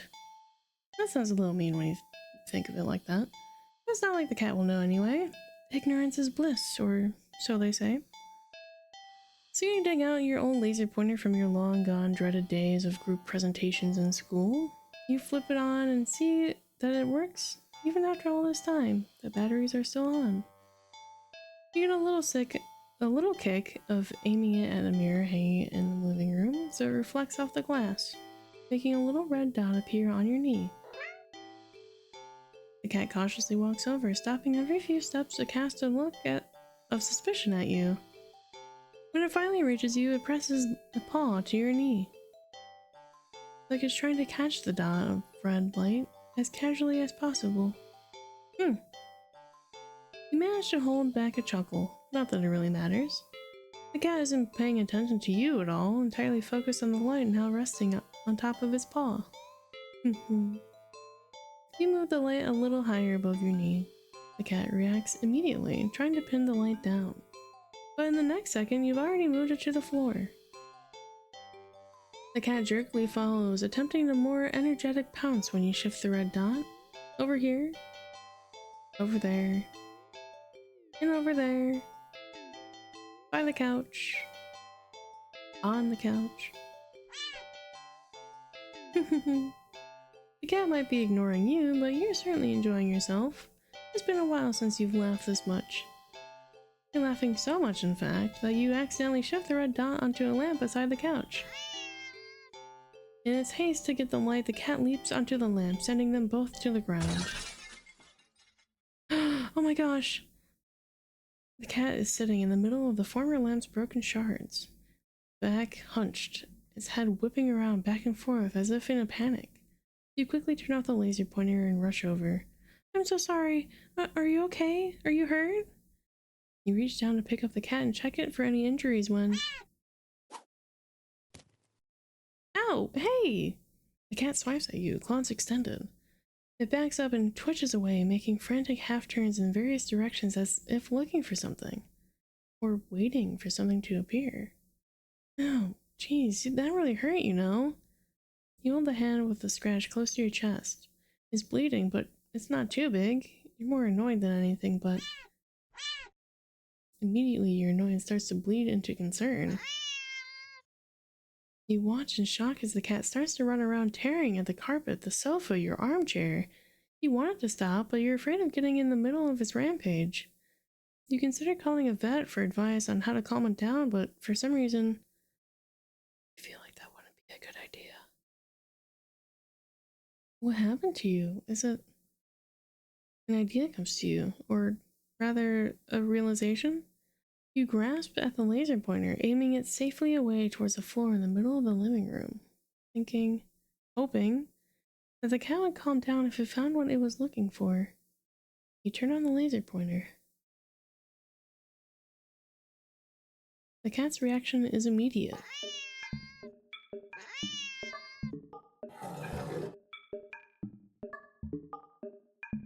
You screwed up. In the span of mere seconds, you watch as the cat spies the red dot from its perch on the strutted armchair, leaps high into the air, changes in the air,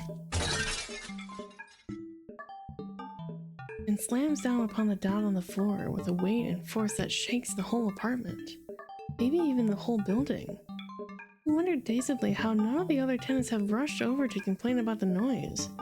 Yet as you stare at the sight in front of you, the cat has somehow grown in size, eyes bulging and glowing, tail thrashing, teeth enlarged, bared, and covered alarmingly in a bubbling froth. Its giant claws rip and shred through the carpet, through the floor tiles, and even below them, ravenously trying to get the red dot. Your hands are shaking. You don't know what to do. You feel trapped. You have to get away. Get it away from you. You slowly back up towards the door. The light moves with you. Instinctively, you flick the light away, this way and that, the cat stampeding after it. So fast. Smashing through the TV, breaking the couch in half. Too fast. Bulldozing through the wall into the hallway. A chance. You turned, intended to bolt out the door and never come back, but in your haste you forgot something. You forgot several things. You forget the laser pointer gripped like a lifeline in your hand. You forget the mirror, so miraculously hanging on the wall next to the hallway.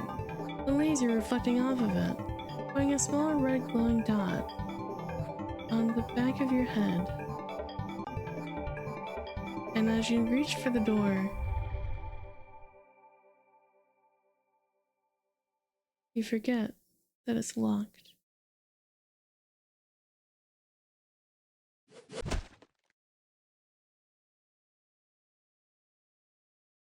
You don't even have the chance to turn around before the cat lunges all the way across the room at you.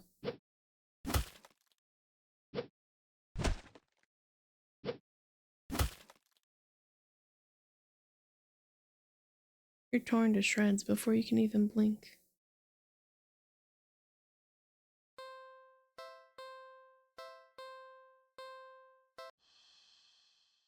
Let's play hide and seek.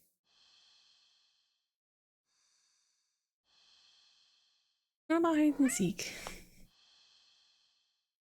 You're not quite sure how this is going to work. Can a cat even understand the concept of a game? Let alone one with rules like hide and seek? Here, just... You pick up the cat and turn them away from you before hiding behind the armchair. You're almost certain that the cat must have turned and looked while you were hiding. Out of confusion at least, if nothing else. Regardless, a few moments later, the cat cautiously peeks around the armchair at you, eyes curious. You smile and scoop it up, holding it out in front of you. You found me! You win! The cat looks confused, but pleased at your praise. This time you put it on the armchair so it can't see your hiding spot as easily. You dash over to the kitchen, hiding behind the counter. It takes a little longer this time for the cat to find you. This time, when it does, it startles you by hopping down onto your lap from the countertop above. Whoa! You found me again! Okay, you win! You're rewarded with a little scratches behind the ear and under the chin when it leans into your touch. Okay, why don't you give it a try? You go and stand in the middle of the living room, the cat following you. You take a show of covering your eyes and turning around. Okay, 5, 4, 3, 2, 1, go! You turn around and see that the cat is gone. Huh, you should catch on quick.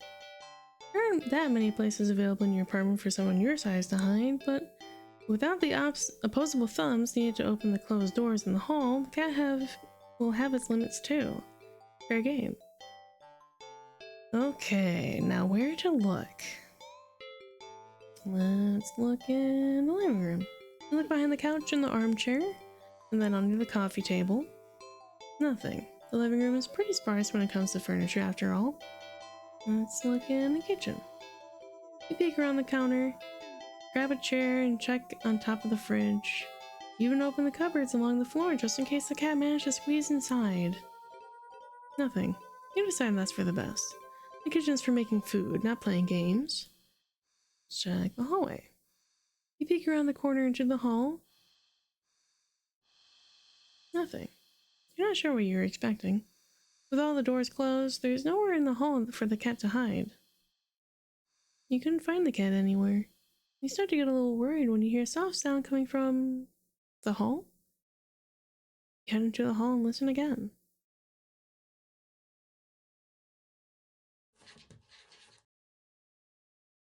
It sounded like it was coming from your bedroom, but you walk down the hall to your room and gingerly open the door.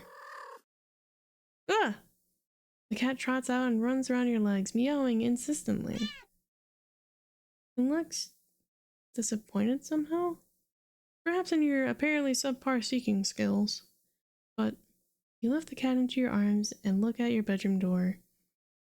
How did you get in my room? You know the door was closed, right? The cat wiggles out of your hole and runs out the hall. You follow it to see it sitting in the middle of the living room. Upon seeing you, the cat promptly turns around. I guess it wants to take its turn seeking? And you're about to indulge it by hiding around the counter again when... The lights. Did the power go out? Darn it. Did you wait for your eyes to adjust to the darkness? You notice that the cat hasn't moved an inch. Was it scared? Hey, are you... What? For some reason, your heart starts beating faster. You consider going over to the cat, but when you do, the thought makes you feel... You feel like your life is in danger. You need to hide. Now. Oh, fuck. Hide in my bedroom. You quietly rush into the bedroom, carefully closing the door behind you. The only place to hide in your bedroom is your closet. Let's hide in the closet. You lock the door as quietly as you can before lunging into the closet and sliding the door shut. As soon as you've secured yourself inside the closet, there's a sudden shift throughout the entire apartment, as if something can sense that you're as ready as you'll ever be, as if it can sense that you're ready to be hunted. A horrible chill runs down your spine as you realize that's what this game has become. This isn't a simple game of hide and seek anymore. This is being hunted by a predator as prey. It never really mattered where you chose to hide.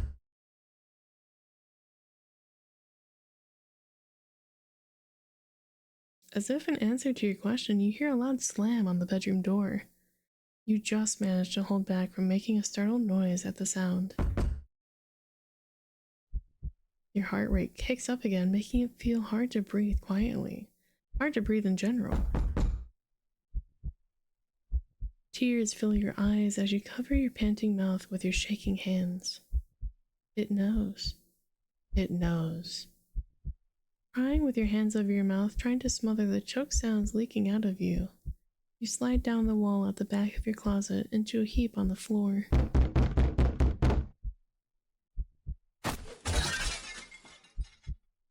You flinch harshly at the sound of the door being ripped off its hinges, followed by a loud crash against the wall on the other side of the room, like the door had been blown away.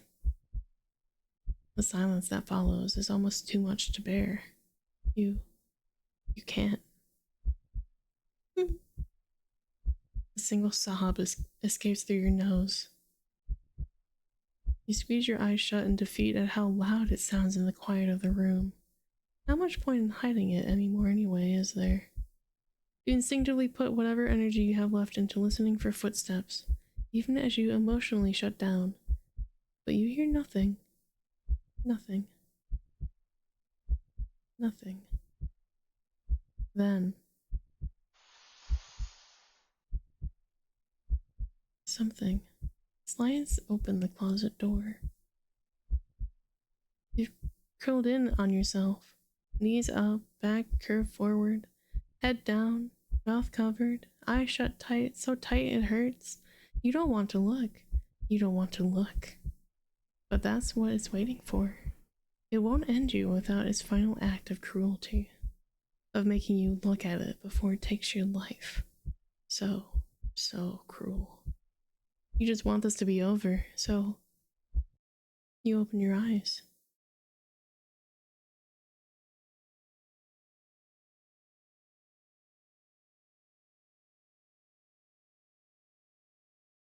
You see something glaring in at you from the darkness beyond the closet door. It looks disappointed. In the moment before you draw your last breath, you almost consider apologizing for being such unworthy prey. Guess your hiding skills were just as subpar as your seeking skills.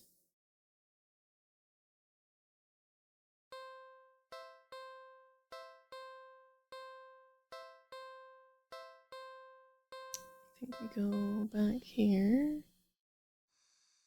Clean the cat. Upon giving it a second look, you realize that the cat isn't exactly clean.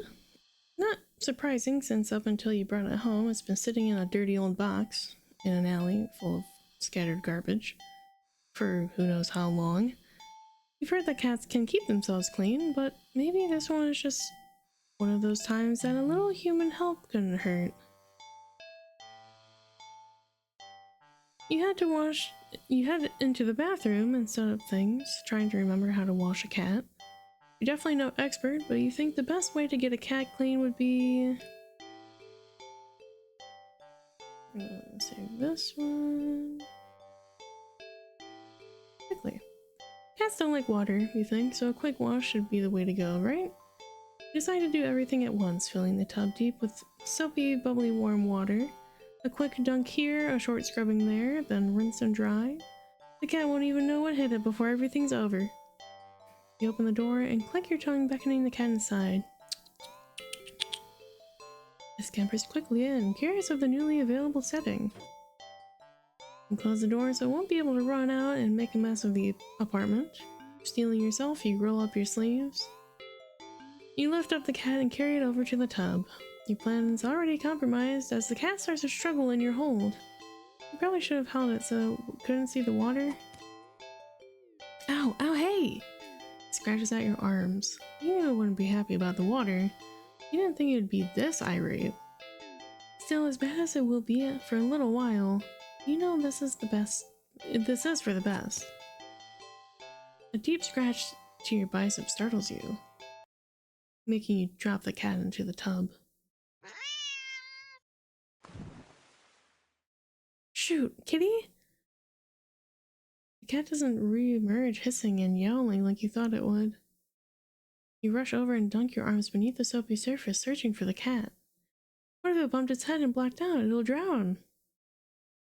But you don't find the cat. Instead, what the? You watch as the water starts to darken. At first you think it's just dirt from the cat and feel a little vindicated about your decision, but the water darkens further and further until it looks like you filled your tub with black ink rather than water. Even the soap bubbles are translucent obsidian now. This is... something's not right. But as soon as you have this thought, whoa, you just felt something tugging you from under the water. You try to pull away, but your arm won't budge. Whatever it is, it pulls you closer towards the water. You try to use your free hand to release the drain plug, but when you dunk your other arm into the water without thinking, it's grabbed too. Both hands are strained, you can't get any leverage to force yourself free. Help!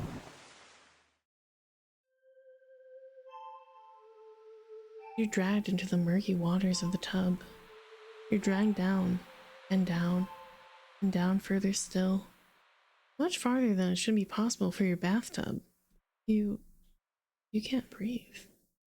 You think you can't see either, but as you draw your final breath, you think you see what has been pulling you down.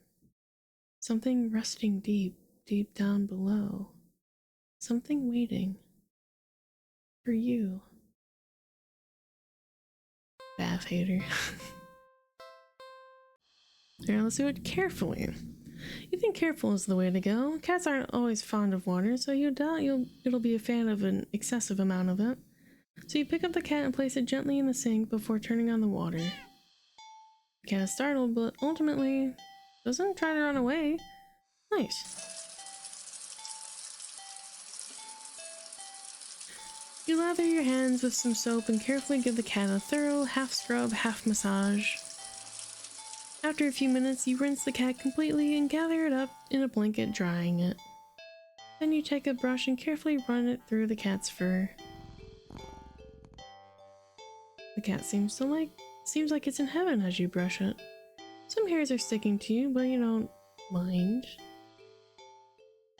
In fact, quite a lot of fur is sticking on you. You try to brush it away, but it won't come off. Guess you're up next for a bath yourself. You try to ignore the fur and finish the cat quickly, but more hair keeps sticking to you. Your hands, your arms. Before you realize it, they're covered in the fur that won't come off. It's thick enough that you try to yank it off, but... what? Pain lances through the spot you tugged at. Upon closer inspection, you see that the hair is growing out of you. You can actually feel it now. Fur growing out of your back, your neck, your face, your eyes, your tongue. It's even growing inside your throat.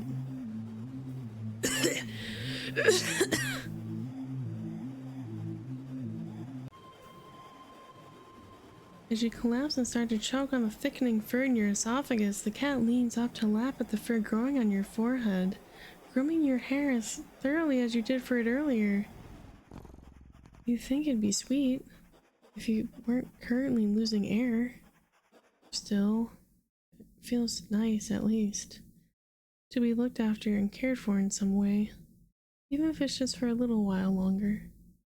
The cat's careful grooming is the last thing you feel before you're no longer able to breathe. Self-care buddies. Alright, that is all of the taking home endings, at least from what I can tell. I'm gonna go back. We're not gonna take him home. Sadly, as cute as the cat is, you'd never take this thing home with you. You just can't take it home with you. You're a responsible adult. You are, with rent and bills to pay for. Not to mention you need to buy food to survive too. There's no way you could care for a cat long term, right? You can barely afford this little outing on your day off. What to do?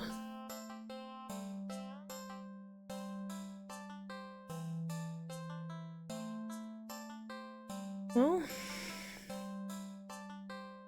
I'm just gonna leave the cat. You don't think it's a good idea to get the cat's hopes up of having someone look after it if you're not willing to commit. What if it gets attached somehow, tracks you down back to your home?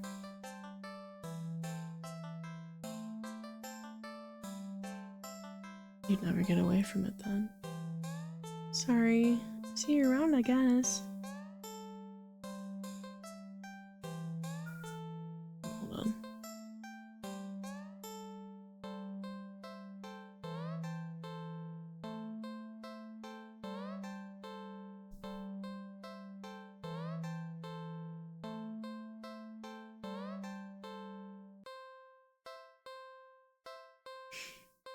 You stand up, the cat watching your every move. You make it halfway out of the alley when the cat meows almost pitifully at you. Oh, you're so sad.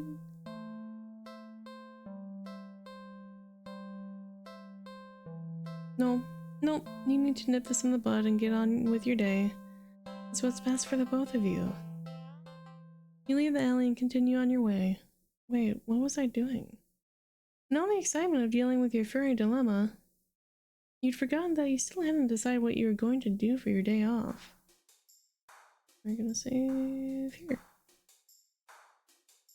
We're gonna go watch a movie.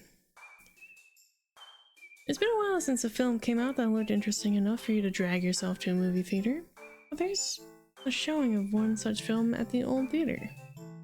The movie was a little too niche to be picked up by the new cinema that opened right across the street. That's okay though, you're not exactly a fan of crowds.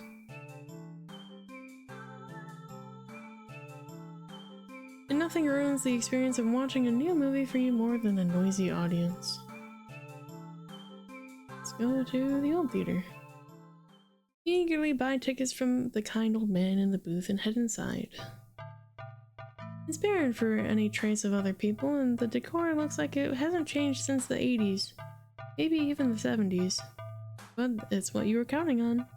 You consider buying some popcorn, but can't help but be concerned that everything at the concession stand might be expired.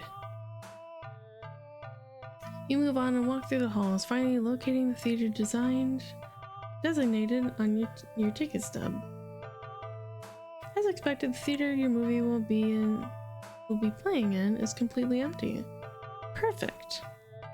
You pick up a spot right in the middle, even counting the seats and taking into consideration the gap of a staircase.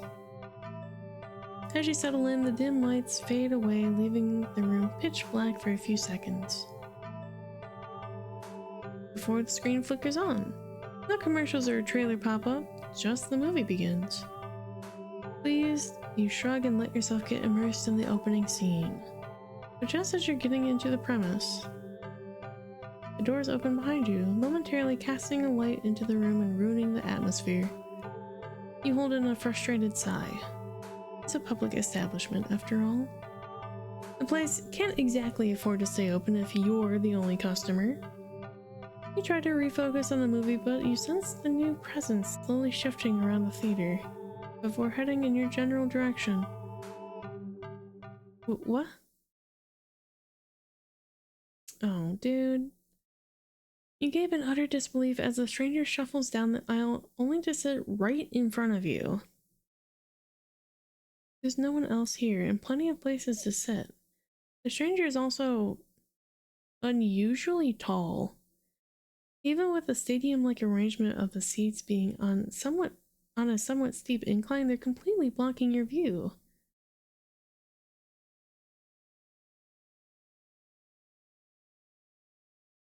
It says confront the stranger. You hate confrontation. You can already feel your palms starting to sweat at the idea of it. Your throat's closing up and your body's starting to shake. You've always been more of a flighter than a fighter, but you paid for this ticket. You've wanted to watch this movie for ages.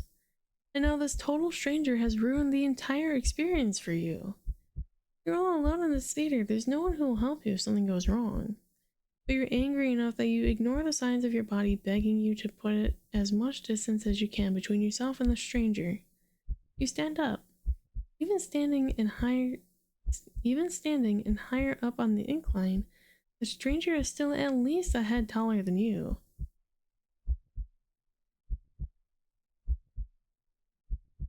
The movie continues to play in the background, but you feel as if a hush immediately falls heavily over the theater at your movement. As if you can sense the stranger anticipating what you plan to do next. You square your shoulders and force a little brass into your voice. Hey! The effort makes your words come out a little more harshly than you intended, like a sudden and vicious bark. But you figure they deserved it anyway. You're being a real jerk, you know that? Just what are you playing at, huh? You trying to piss me off?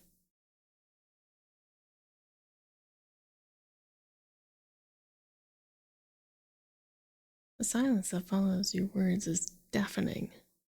So much so that you glance at the screen only to find that the movie has paused. Your attention is ripped back to the stranger in front of you as they shift slightly. Like a small animal trying desperately to anticipate the moves of a predator. You don't move an inch. You don't look away. You don't dare to blink. Instead, your eyes widen as the person's head turns. And then turns some more. Then turns more beyond what should be possible, neck bones cracking, to face you directly. You can't move. Wide glowing eyes resting above a wider grinning mouth gaze down at you. The stranger opens their mouth, and what comes out is something impossible to comprehend.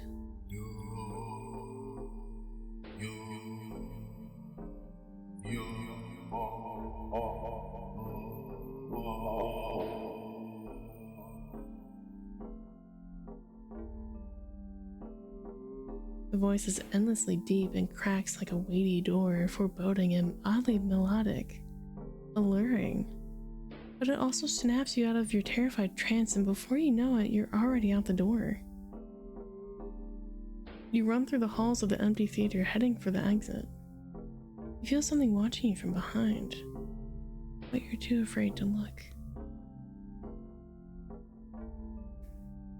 The exit now in sight, you sprint forward and burst through the doors. You look around frantically and spot the crowded cinema across the street.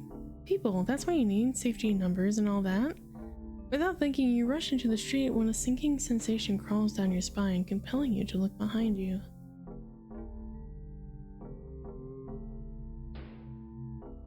Look behind you.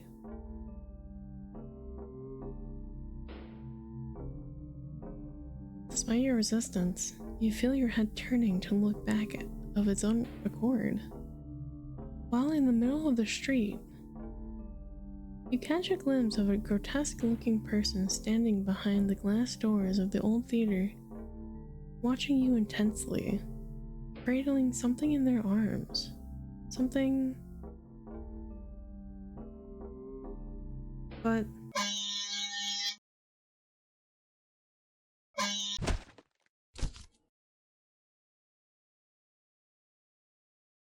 a glimpse is all you get as a truck speeds forward and crashes into your body.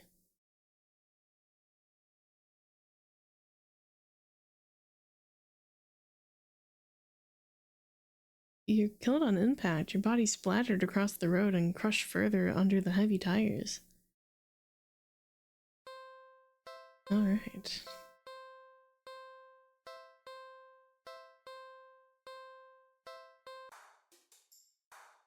Back to the movies.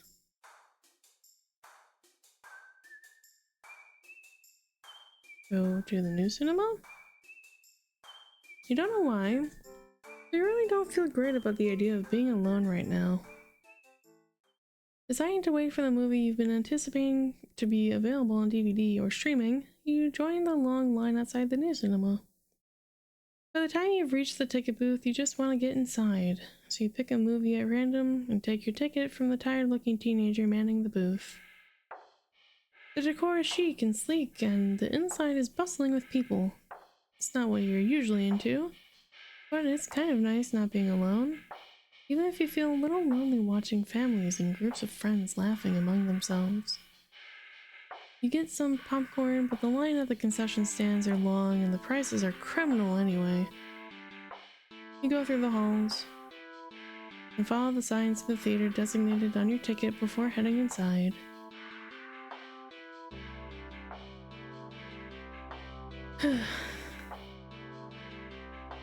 You sigh at the sight of the absolutely crowded theater. You head towards the seat only to be told by the person next to it that it's being saved for someone. This happens a few more times before you finally manage to get yourself settled into a seat annoyingly off-center to the screen. But the screen is at least visible, if not a little too close, so you grit your teeth and bear it. The lights fade out, but the chatter doesn't. The rest of the audience seems content to talk through the commercials and even through the trailers. You figure the chatter will stop when the movie actually begins, but it doesn't get even slightly quieter as the opening scene starts to play out. You sigh out loud, not thinking anyone would hear you anyway. This is why you avoid movie theaters like the plague.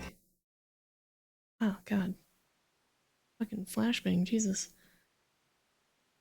Suddenly the screen changes, showing the face of a black cat. A familiar black cat. Confused murmurs fill the room, but then the cat on the screen meows.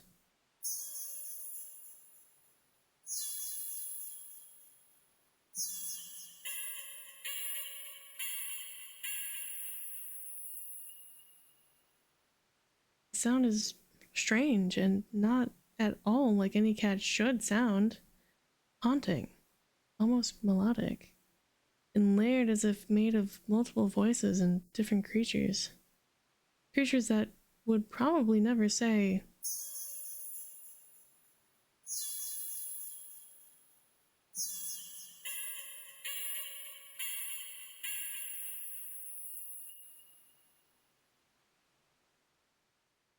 you sit in confusion, wondering why you haven't already gotten up and left to complain to the cinema staff. But then you hear it.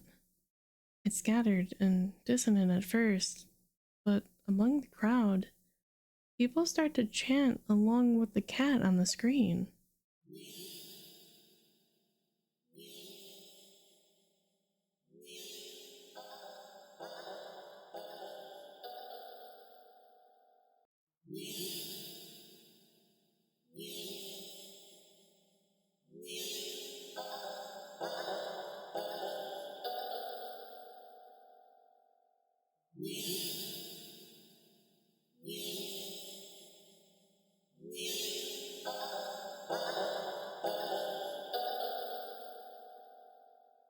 Soon the entire room is chanting in perfect unison.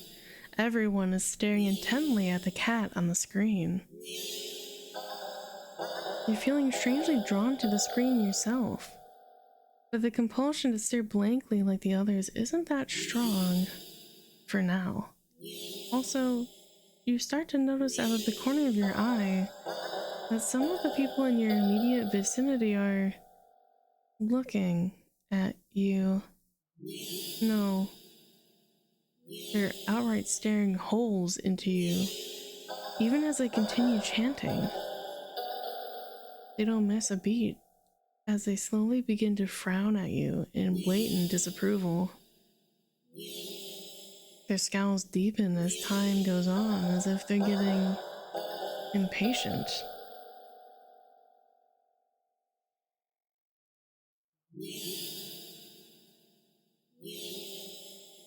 Let's just go. This is too weird. I need to get out of here.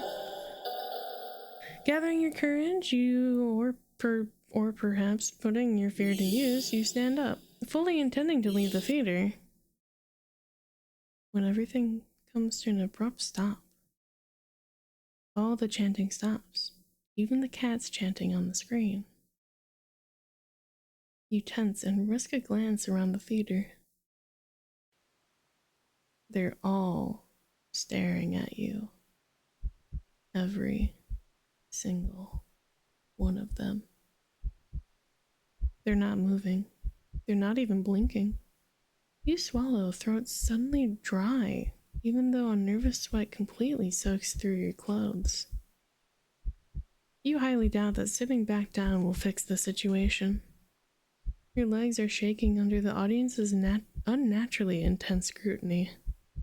But you force yourself to step forward and forward and forward until you finally reach the end of the aisle.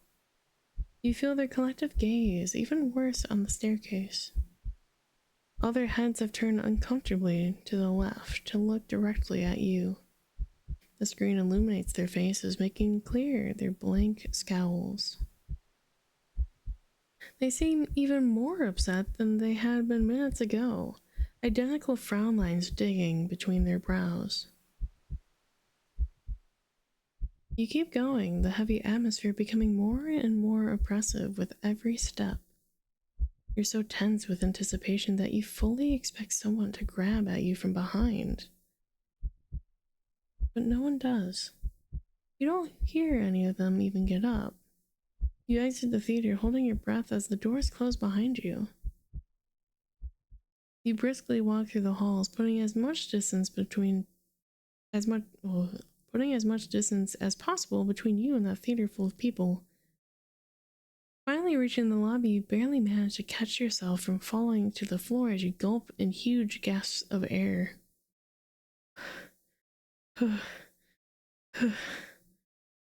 You expect to feel relief as your breathing calms, but you feel a lingering sense of dread that only spikes once you finally notice it, as well as its source. You look up, and your stomach sinks.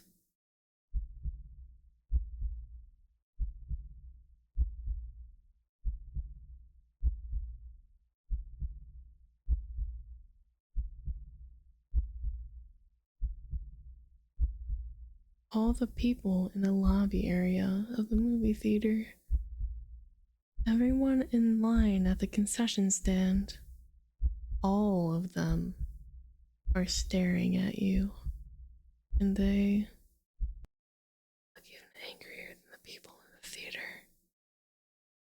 You don't hesitate this time. You duck your head, avoiding eye contact, and leave the cinema. You ignore the glares of everyone in the ticket booths and the lines leading to them. You make your way home. Whenever you dare look up at someone on the way, you flinch at the blatant anger, fury, and disgust on their face. You think you start to hear the faint sound of a cat's meowing behind you, or maybe a kitten's?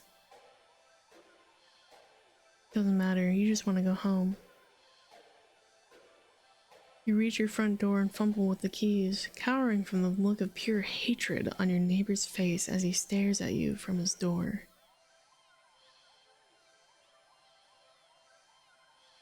Finally, you get inside your apartment, lock all the locks on the door, and slide down with your back against it until you're sitting on the floor.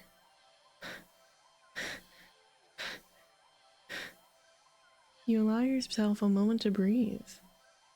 Now home, your heartbeat calms and your fear slowly bleeds from you, leaving you feeling strangely empty. You pass the kitchen, head to your room, and slip under the covers of your bed, trying to fall asleep. Maybe it's just a bad dream. As you fall into a fitful sleep, sure to be full of nightmares of glaring eyes, you try to ignore the ever-increasing sounds of cats meowing and yowling in the distance outside your apartment. Black sheep. Oh. My title screen has changed. Very nice.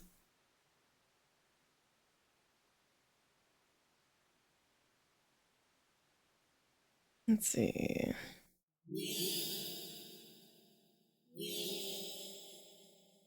Let's not leave. Let's try to blend in, shall we? Thinking fast, you look to the screen and begin to chant in tandem with the crowd. Nya, nya, nya, uh, uh, uh, uh, nya, nya, nya, uh.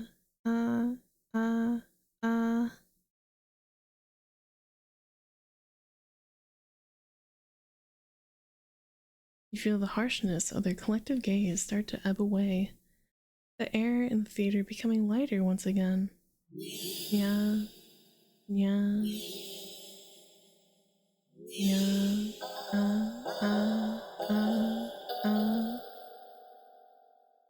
You release air shakily, just realizing that you've been holding your breath earlier. You feel stuck. Surely you can't just up and leave now. Not after whatever all that was. The people around you all seem fine now. But there's no telling if they'd get aggressive at you for even moving too much. Never mind outright getting up and leaving. You decide to let this run its course. Hopefully someone will come along, right? Or at least turn the film off. You continue to chant along with everyone. Yeah, yeah, yeah,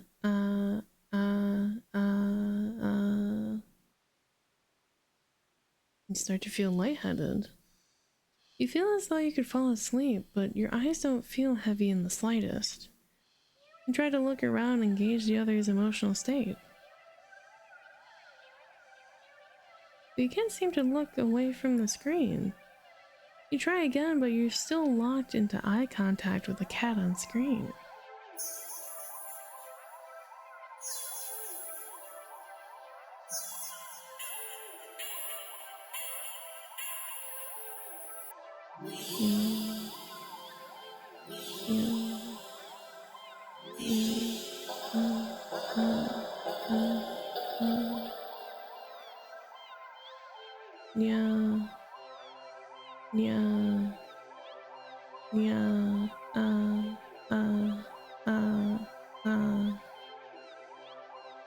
You attempt to physically force your line of vision away. You steel your nerves, ready to throw yourself to the ground if you need to. But your body only gets as far as tensing up for a moment before completely loosening itself again, making you lay back limply into your seat. You think you should be panicking right about now, but even your brain feels limp. Your thoughts a vaguely mutated pastel pink, airy, sickeningly sweet and loosely spun, like cotton candy.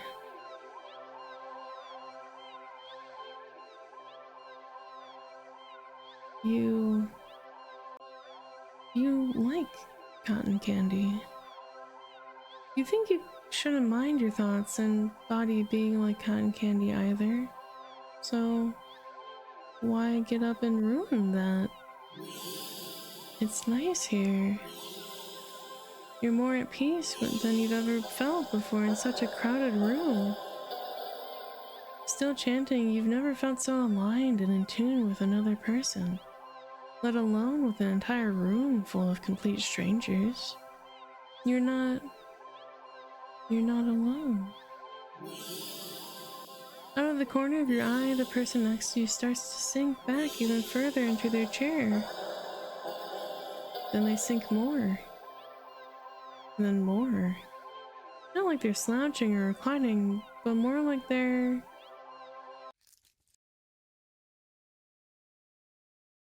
deflating. Their skin bunches up and wrinkles like fabric as if their muscles, their bones, have started to disintegrate. Their eyes dim before sinking into their sockets. Their mouth, still attempting to chant, falls open over a cut-off nya. Gaping as the word ends in an awful hiss, a final weak release of air. You muse thoughtfully about whether or not you should be distressed at the sight. But even then, the blanket of peace doesn't leave you. Suddenly, from the pile of skin and clothes next to you, you see a lump moving around. You watch in a dazed fascination as the lump makes its way to the part of skin where the head used to be. And from the mouth falls a tiny black kitten. Nya, nya, nya,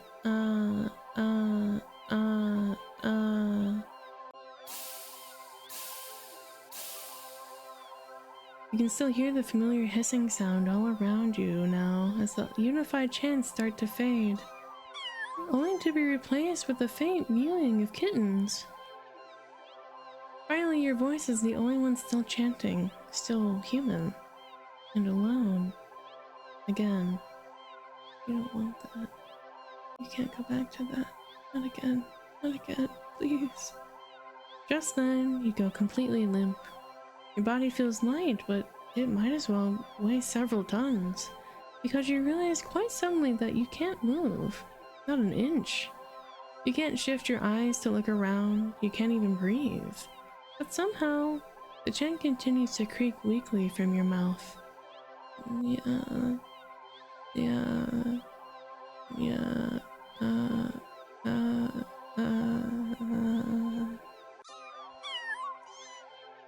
A few kittens come forward and perch themselves on the chairs around you, watching your sinking body, mewing as they wait for their youngest sibling to emerge.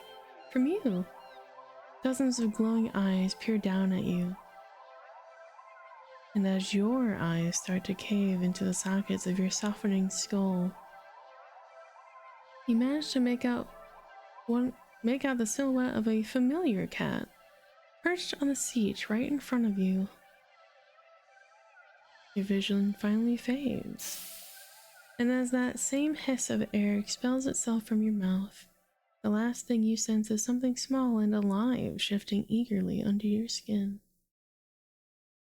Happy birthday.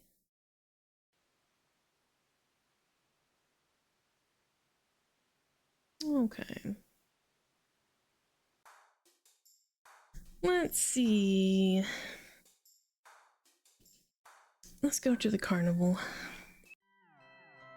Spend a day at the carnival! Ferris wheel, roller coaster, pharaoh boat, rides you've been on before, hoops, coin toss, balloon darts, games you've played before, funnel cake, popcorn, cotton candy, food you've eaten before, all things you've enjoyed before. You're surrounded by groups of people all having fun together. Laughing, playing, eating, taking pictures, making memories. And then there's you. The sun hasn't started to set yet, still high in the sky, but it will soon. You start to wonder if maybe you should go home for the day. When you stop in your tracks, you see something new. An attraction you've never seen before. A maze of funhouse mirrors? It sounds kind of lame, honestly. There isn't even a line to get in. But then, what else is there to do? I'll save here. Enter the maze. You enter the maze. A few rooms in, and you notice that the mirrors aren't all weird. Some just show you looking back at yourself, a little bored, a lot tired, and so very, very...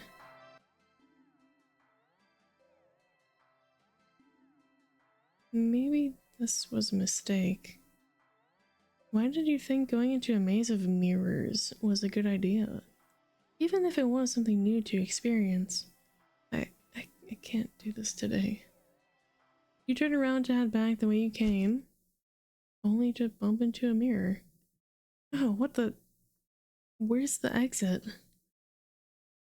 You try again, only to find another mirror blocking your way. By the time you all turn around, you realize that the way you came in is completely gone. Okay. Don't panic, I just have to keep going forward, right? You step through the only opening you can find and nearly trip over something on the ground. You bend down and pick it up. What's this doing here? Your hand rests on a worn-looking flashlight. Curious, you flick it on. Huh. The light doesn't look very... Oh crap, the lights. Did the power go on, or did the attraction operator forget you were in here? How long have you been in here, actually? You pull out your phone to check the time, or maybe call the police. Your phone is dead. You grip the flashlight in your hand. The light it emitted earlier was just dim enough for you to know there's probably not that much juice left. Just to reserve it for worst case scenarios and feel your way out. Yeah, you can do this. You take a calming breath. Well, forward we go. Hello, daring adventurer! Who said that? Welcome to the Mirror Maze. Would you like to know how to navigate the maze? Yes, I need help. No, I don't even know you. No, but I have some questions. Yes, I need help. Once again, welcome to the Mirror Maze. You're in a bit of a jam, but don't worry. You're in good hands. Or rather, good paws. See these little cuties here? They'll all be doing their best to guide you through the maze. Aren't they generous? Once you enter a room, the emergency light will flash, letting you see the paths before you for a second. And also what lies beyond them. Whenever you see these kind kitties, just go where they are and you'll reach the next room. Unfortunately, they're not the only things in here. It is highly suggested that you refrain from following any of our other guests. They can be sneaky or distracting, but they're always hostile. So please take caution when advancing to the next room. Of course, there won't be much of a mirror maze without mirrors. Can they hurt you? No, they're just mirrors, silly. They don't do anything at all. And you can't do anything to them either.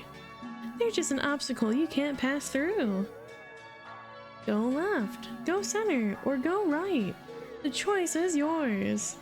Though, if you find a room with no helpful kitties in sight, and all the paths lead to a mirror or something else, it's recommended that you stay put, and just maybe it'll work itself out. Now for your navigation tools. Jesus Christ. That flashlight you found doesn't have much juice left. It'll only let you get a quick extra peek at your surroundings about 5 times, so try not to use it all up at once. You can keep track of your progress through the rooms up to the left. And your lives up on the right. You got 3 lives, so be careful to avoid the less friendly guests lurking around. Why only 3 lives, you ask? Because you're soft and squishy. It wouldn't take much to damage you beyond repair. And besides, you're human, and humans only have 1 life, yes? And yet, you get 3. Don't you think you ought to show a little more gratitude? And that's the end of your tutorial. Hopefully it was helpful. Are you ready to play?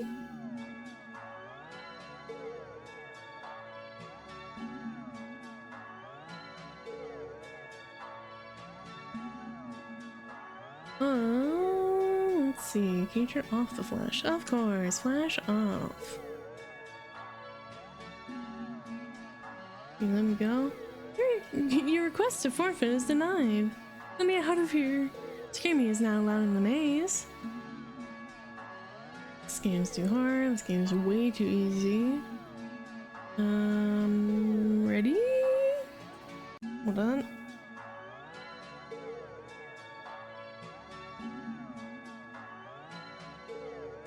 Sorry, I had to readjust myself. I gotta get in the gamer stance. There's two different endings for this. One is if we beat the maze, and one is if we fail the maze. So we're gonna try and beat it first. See if that, you know, can be relatively quick. Uh-oh, did I lose tracking?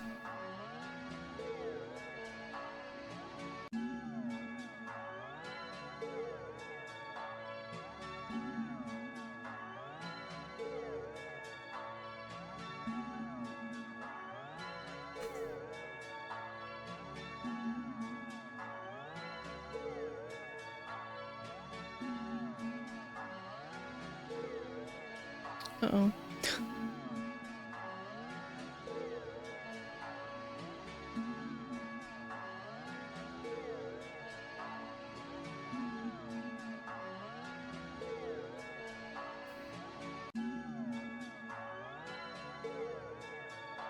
Well, I don't know what happened, but I was gonna be looking at you for now. Hi chat, hi gamers.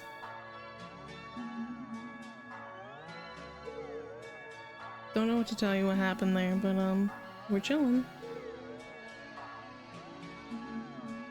I'm gonna turn this down slightly. It's like on my end. Alright.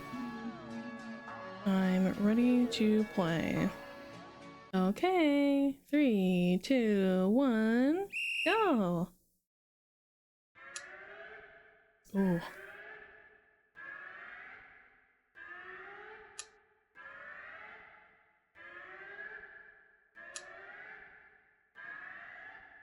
Oh, this is so quick to figure out. Oh, god. Stay. This room feels off. Just wait. I think something changed. Okay. Left. Stay.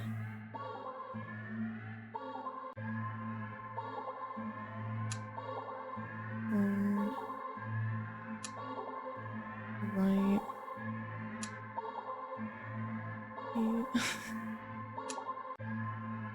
Right. Right, did I just go in a circle? Center. Center. That's all mirrors.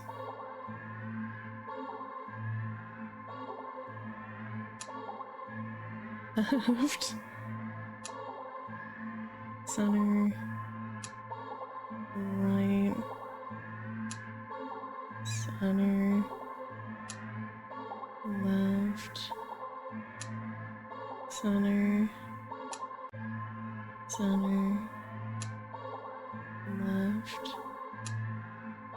Left. Stay.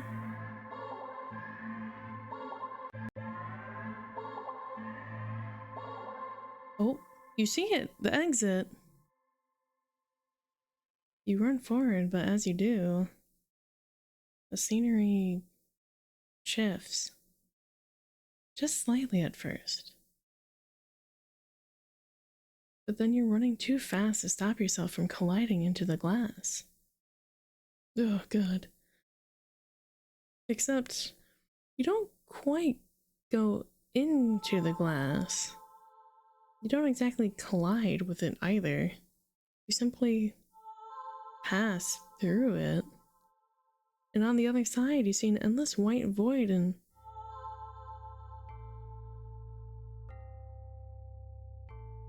yourself? Dozens of you, hundreds of you wandering around, aimless, faceless, empty. So empty and listless, they don't even acknowledge your presence. You try to turn back, but the glass doesn't give. Past the glass, a familiar black cat walks up and looks at you. You think it meows at you, but you can't make out the sound. It tilts its head and then walks away. The glass goes dark.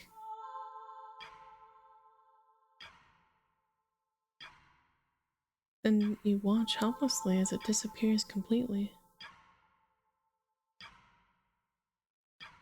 You're trapped, with only yourself as company. You beat the maze! Yippee! Okay, I'm gonna...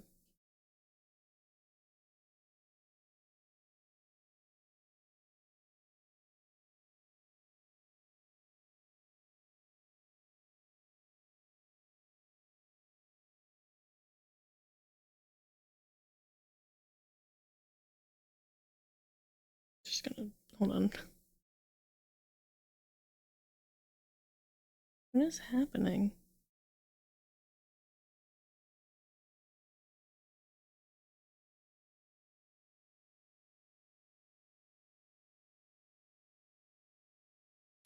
Sorry, one moment.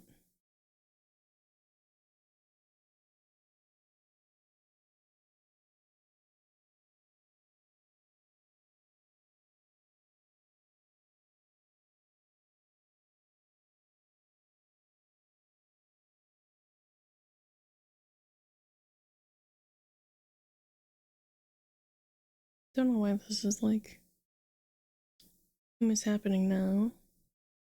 It's a little annoying.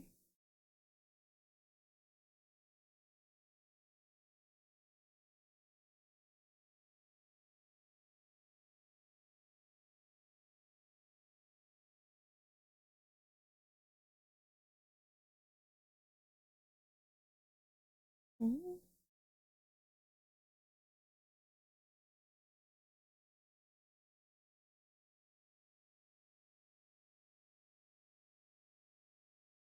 why?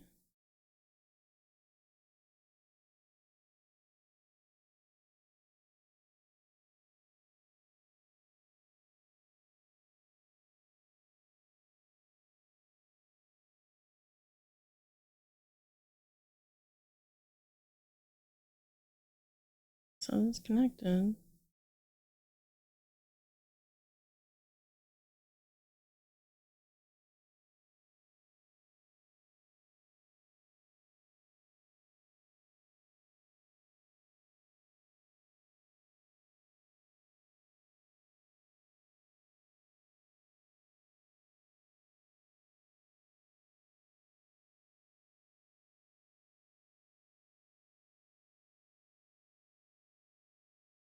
It's not connected?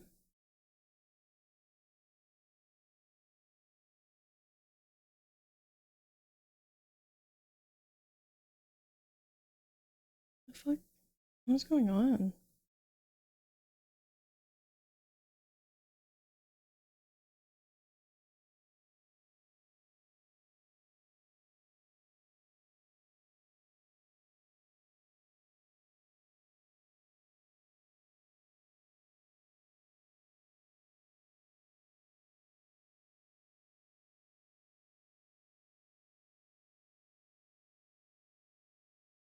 Oh,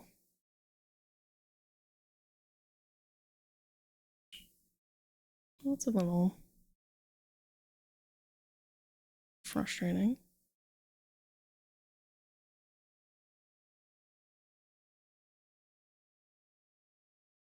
Well, this is a perfect opportunity for me to possibly show this off? Question mark.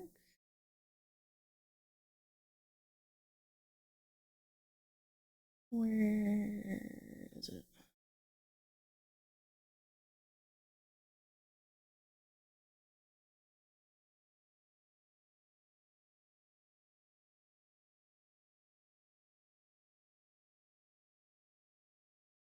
This is mine, right? Okay, yeah, that is.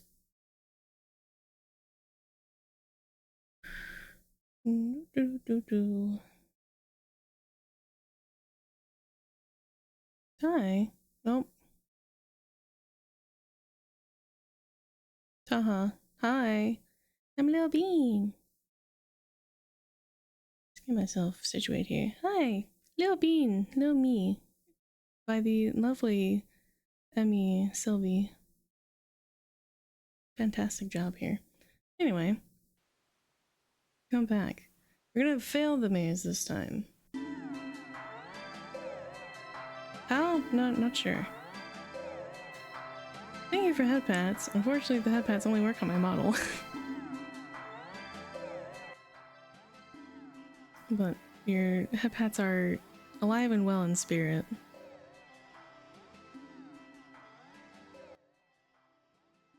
Okay, so we need to die or fail the maze. The intent is there, yes, and I appreciate it greatly. Thank you. How long have you been here, actually? Oh my god, it's been almost 3 hours already.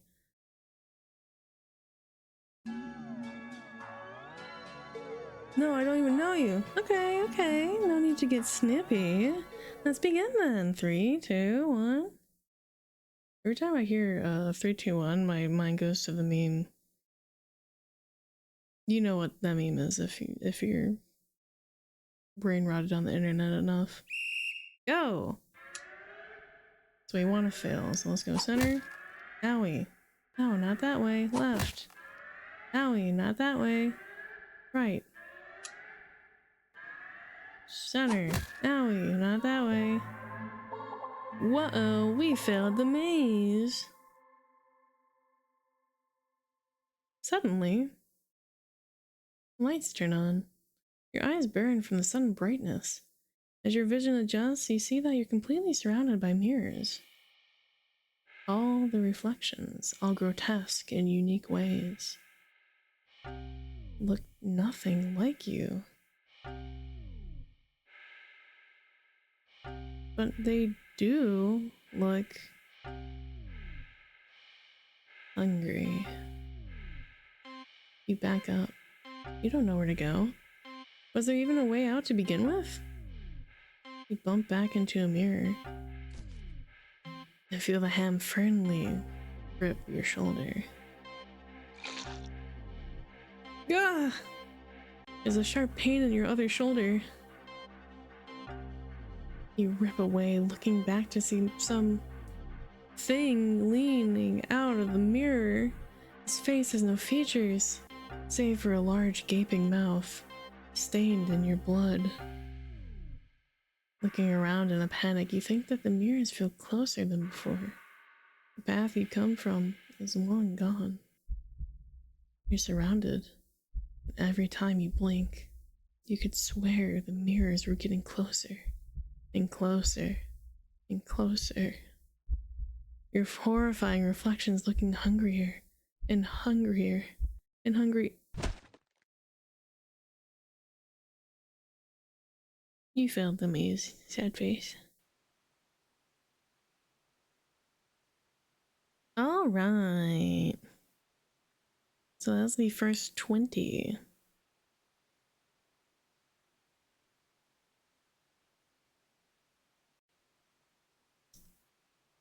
We continue forward. I'm going to go to the dog park. And don't leave. Okay. Alright. You decide to take a stroll in a park or something. The only one within walking distance is the nearby dog park. You think it'll make you feel better. First you get to see a cute cat today, now you get to see a cute dog. Several of them, in fact. The park is bustling with owners and their canine companions, playing frisbee, fetch, running, jumping, even napping. Such cuties. Whatever. Like you'd want anything to do with these mangy mutts. What's wrong? You didn't think that? You decide to move on. The dogs are also adorable. You want to pet every single one you come across. But you know not all owners are cool with strangers just walking up and manhandling their pets. Not all dogs appreciate it either.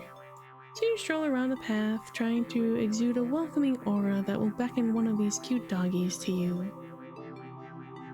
You don't have to wait very long. Oh no.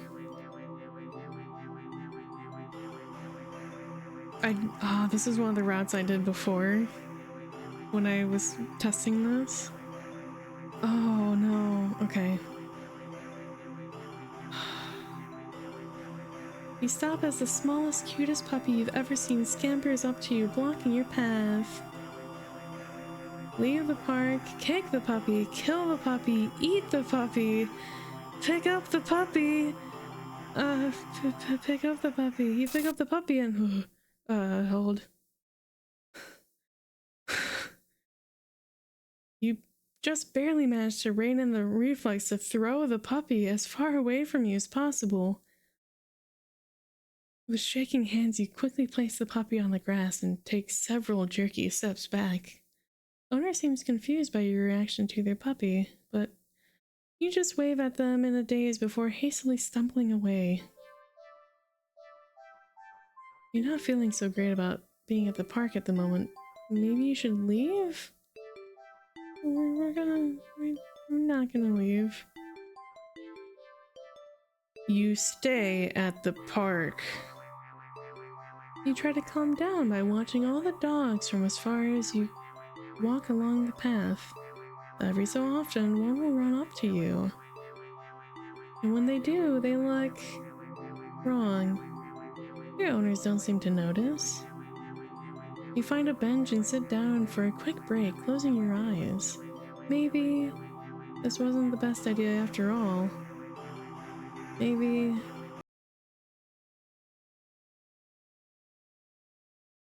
you should have stayed with me instead. You're broken out of your thoughts when something lands gently on your lap.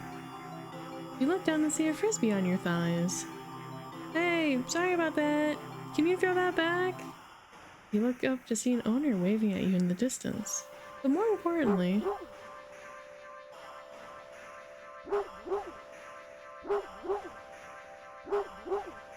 a series of excited barks jerks your gaze forward and you see a large dog sprinting towards you.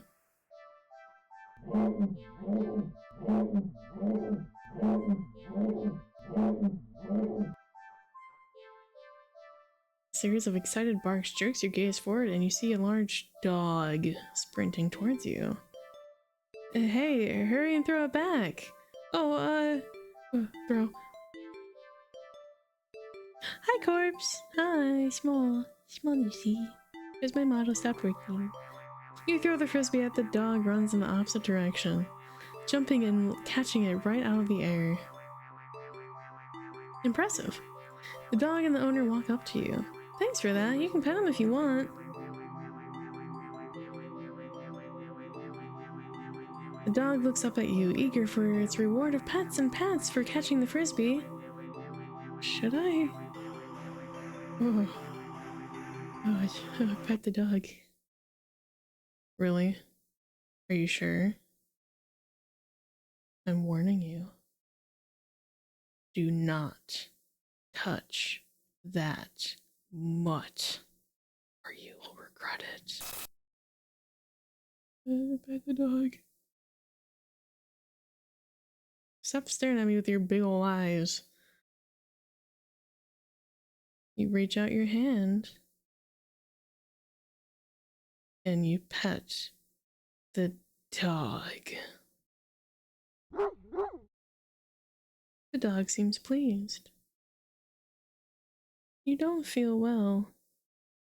Suddenly, the sky begins to darken rapidly. You look up along with all the pet owners to see that the sun has been eclipsed by the moon in the blink of an eye. You vaguely remember that you should never look directly at an eclipse, but for some reason, you don't look away. A loud, piercing yowl fills the air, shaking the ground beneath you. You instinctively move to lift your hand in order to shield your ears, but... Oh. The hand that has been cautiously pressed upon the dog's head comes away with some resistance. Resistance like sticky slime almost cementing your hand to the dog's head. The slime stretches with your movement. The dog's head stretches with it too, as the canine begins to just melt. It melts and melts until it becomes a pile of goo at your feet. You dazedly look around the dog's owner, only to find an empty pile of familiar clothes where they once stood. You see the piles of clothes next to piles of goo scattered across the park's open field. All the dogs, all their owners. The melted goo of the dog in front of you then starts to move with a shudder.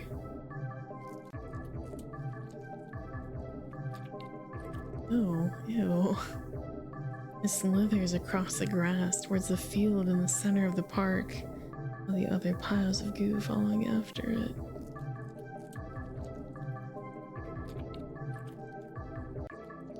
They mix and meld together into a single entity that shifts and undulates and bulges and grows. You watch in dazed horror as then it fills out and shapes itself.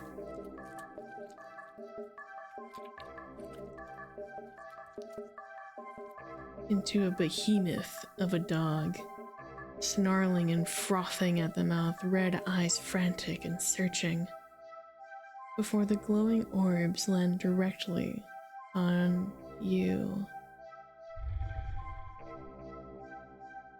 The rumbling growl it emits is so low and deep, you can feel the sound of it crash into you. Leave the park?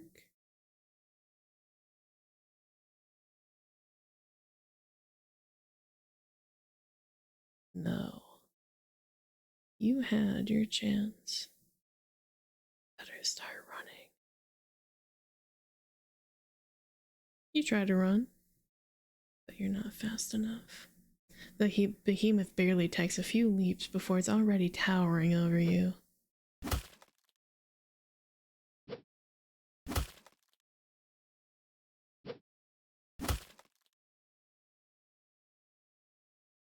It tears you apart until there's nothing left.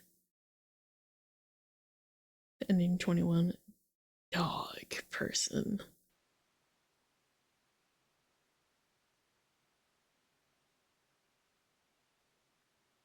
Alright, go back. We're gonna go here.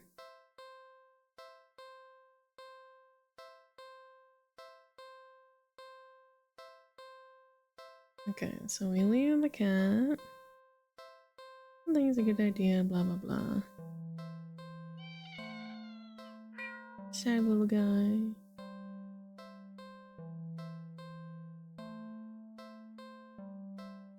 Turn back after choosing. Oh, how are you supposed to walk away from that?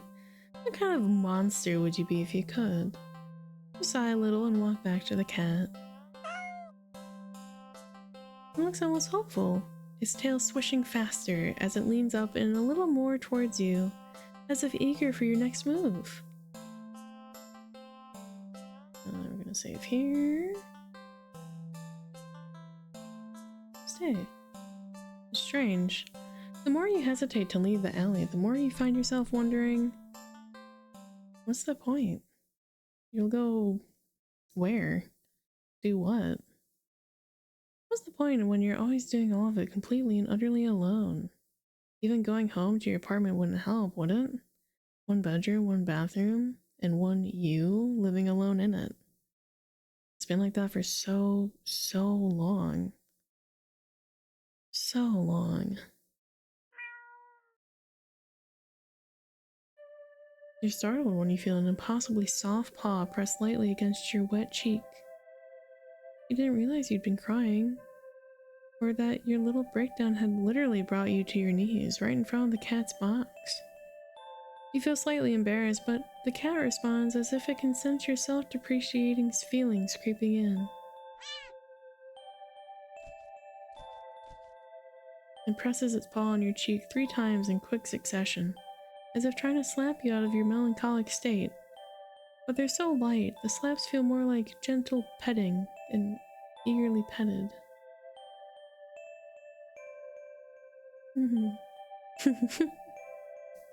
You can't help but laugh a little. I can't believe I'm having a meltdown in a dirty old alley with a stray cat comforting me. You smile and show your gratitude with a scratch on the cat's chin. Thanks, I'm fine, really. It just happens sometimes. I really do like being alone most of the time. That's the only time I feel comfortable being myself, you know? But even I get lonely every now and then. It's easy to ignore when I'm keeping myself busy. That's why I pushed myself to go out today, I think. Or maybe I was hoping to make a friend or something. So I guess that wouldn't be a good idea. I doubt someone like me would make for a very good friend to anyone.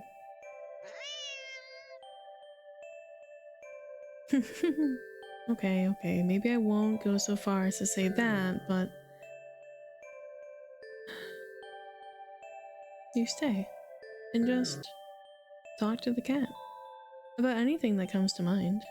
Your isolation, your loneliness, your many fears, your losses, your emptiness.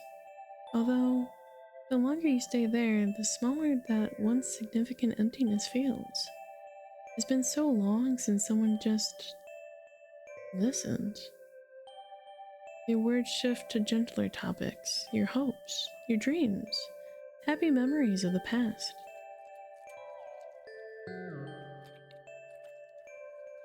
As you talk, you don't even notice the once cold concrete walls of the alley becoming flesh-like, warm and pink, its softness slowly engulfing the both of you. The sound of your own voice feels hypnotic as it reaches your ears, encouraging you to speak more of the depths of your heart into the open. You give in easily. When you do run out of words, you're not sure how long you've been sitting there. But not knowing doesn't seem to bother you.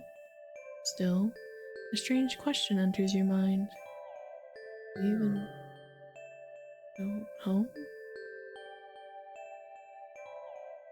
Why would I want to do that? You're too tired to move.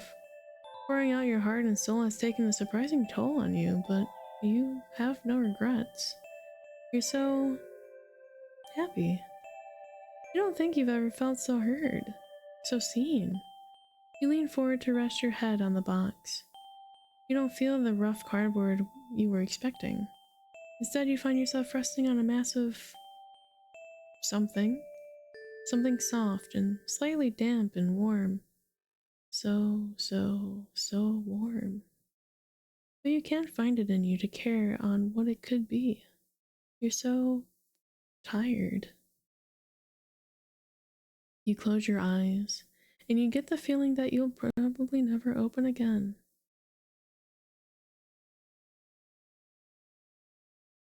But as that all-encompassing warmth encases you slowly, completely, you feel nothing but pure contentment. Not alone.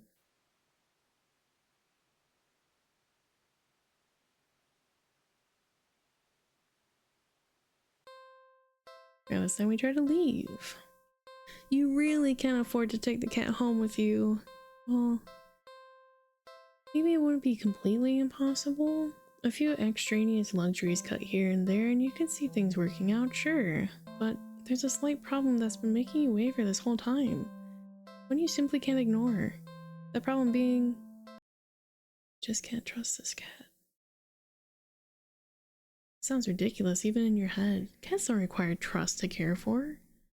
They're incapable of betrayal or deception specifically because, like other animals, they only seek out the most basic essentials of living, procreation and comfort.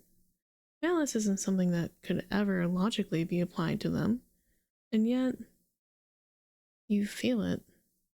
That behind that gut-wrenchingly adorable face is something dangerous. And that something brought you here. It called you here. You're a curious person, but even you can't shake the deep instinctual desire to get away from it, get away from it, get away from it, get away from it, get away from it. The cat's face looks blank. It's an expression you've seen on many cats before, but something about it feels sharper. Like it's aware of your thoughts and your intention to leave.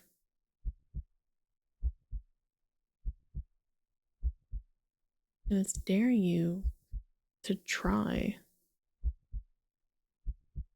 You slowly stand up. The cat tracks your movement with its eyes, not bothering to move its head. You don't say a word. You try not to even blink or think. Get away from it, get away from it, get away from it, get away from it. Though you don't really succeed. You turn around and quickly leave the alley, feeling those sharp eyes on you the whole way. When you get a good distance away, you finally take in deep gulps of air. You feel better now. And there's still plenty of time left for you to enjoy your day off. As long as you forget everything that just happened. But what to do? I think I'll go watch a movie? It's been a while since the film came out that looked interesting enough for you to drag yourself to a movie theater, but there's one showing in such old theater. Blah blah blah. Go to the old theater.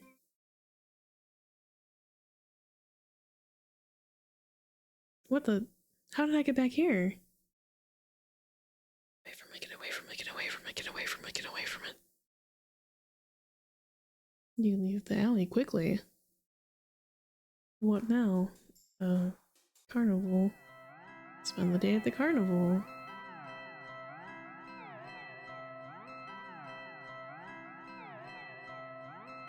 Say something new. Go to the maze.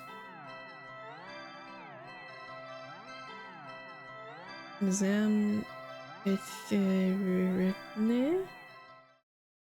Enter the maze. Or do you?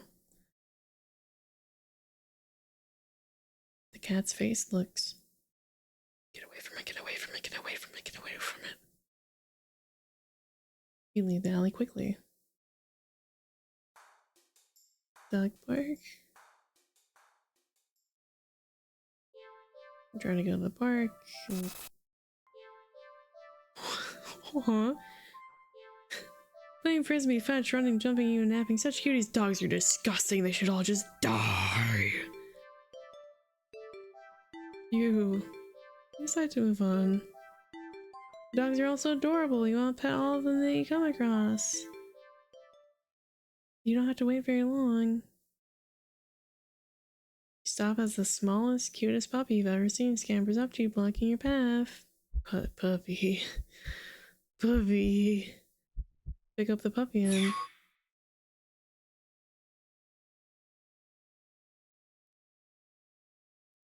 The cat's face looks. Get away from it, get away from it, get away from it, get away from it.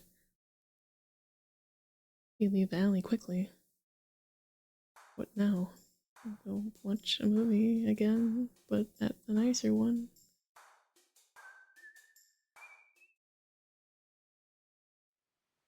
Oh, hey. Nice teeth you got there, bro. Oh, that looks weird. The cat's face looks... It's... Get away from it, get away from it, get away from it.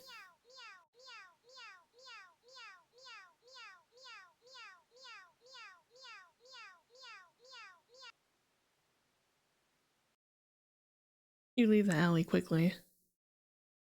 What now? I think I'll go home. Wait, haven't you done this before? You feel sick. Looking around, you suddenly realize that unlike earlier, there isn't a single person in sight. You're alone. You're completely alone.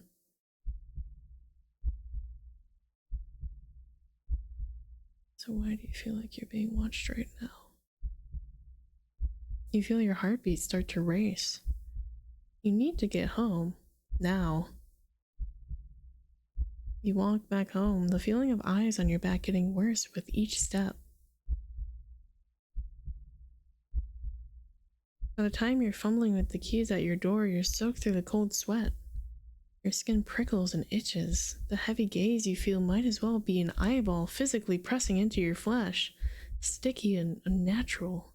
You finally get inside and...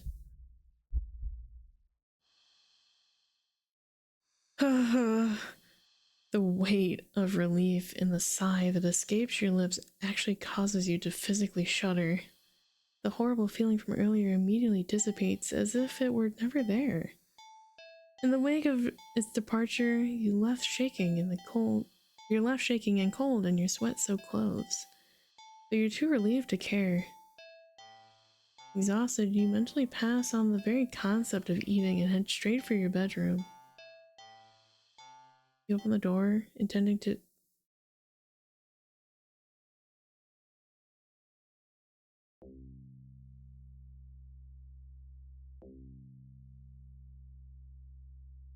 Not again. No! No! You back up in fear, your eyes trained on the cat and its horrifying grin. You need to escape. You need to get out. But even if home isn't safe anymore, where will you go?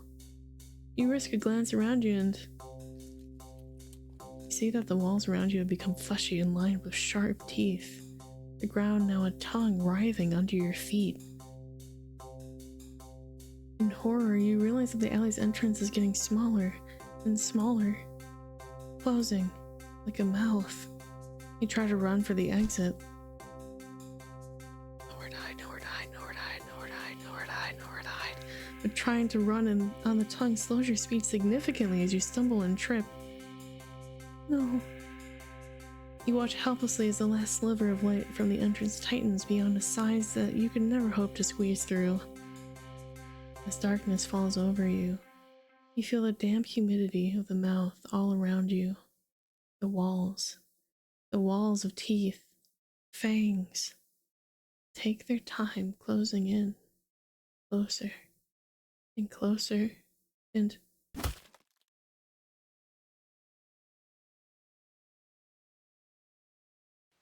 Groundhog Day, feedback loop. Alright.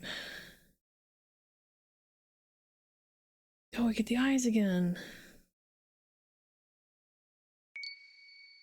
Oh, in the middle this time? Okay. In the days leading up to my meeting with it, I'd been obsessed with a memory. Someone precious to me had found someone precious to them. My best friend. My only friend. I was happy for them, truly. But then I'd been happy for the others too. They promised it wouldn't happen to me again. That they knew how it felt to be told by someone you cared for that they'd outgrown you and your friendship. But they'd never, ever do such a thing to me. There's not a moment that passes now that I'd wish I'd risked the pain of their rejection and just believed them. But I didn't. I pulled away before they could, trying to protect my fragile heart. But it only hurt all the more. Selfish as it was, I wanted them to fight harder to keep me around. When it appeared before me, it promised to be just that. A friend that would never, ever let me go. A friend that would never, ever leave me.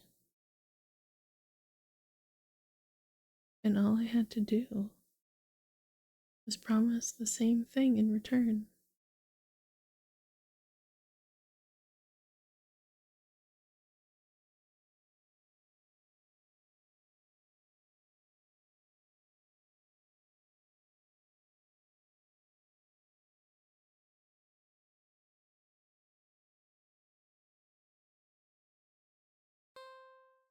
Alright. So we want to feed the cat. Cat must be hungry, right? You can't imagine that it's had much to eat if it's so attached to the box that it's in. Though it doesn't exactly seem malnourished either. Surely you must have left the box to search for food then. For some reason, something in the back of your mind tells you that's not the case, and not to think on it any further.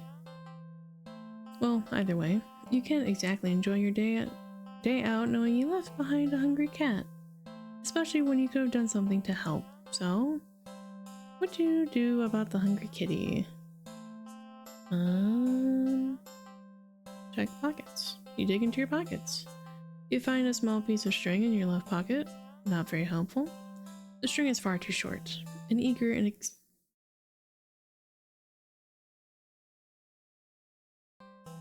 in your right pocket is a bar of chocolate. You find a chocolate bar? Is it? No, it's not even expired. Quite the find indeed. You're about to offer it to the cat when suddenly you're hit with a gillis. You remember something gut-curdling. Chocolate is toxic to cats. Oh my gosh, You resist the urge to vomit at your near mistake. You feel so guilty, you throw the chocolate bar away into a nearby trash bin. An almost cat killer doesn't deserve chocolate. You go back to the cat, barely able to stand its innocently oblivious expression. It doesn't even know that you almost... I'm so sorry. I don't even know what to say. You're a horrible person. You know what? Stay there. I'll be right back. You leave the alley and return with a whole fish you bought at a nearby grocery shop. It was a bit pricey. It was the least you could do. Cat eagerly accepts your offering, munching happily at the fish after you place it in the box.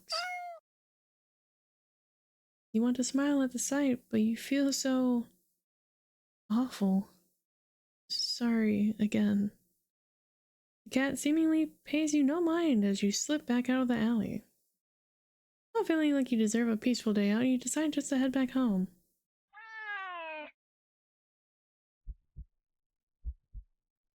On the way home, you notice more cats than usual watching you from their hiding spots.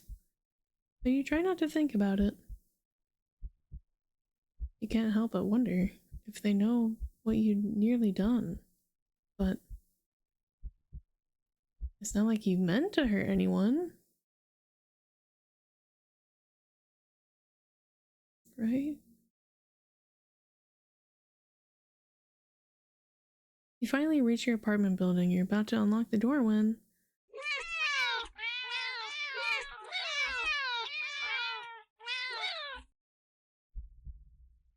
You look behind you only to see dozens of cats standing there, looking at you. Did they see you feeding the cat in the alley and thought that you had more food for all of them? I'm sorry, I don't have any more food for you. None of them move an inch. You're starting to feel a little unnerved when finally a single cat pushes its way to the front and... Oh, it's you. Oh. It's held carefully between its teeth is the chocolate bar you'd thrown away earlier. It places the chocolate bar down in front of it before looking back up at you. All the cats look up at you. You can feel their judgment. You feel your sins weighing down heavily on your back. But without the money to buy enough food for all of them, you don't know what to do. So sorry. You collapse to your knees and bow down low as you start to earnestly beg for their forgiveness.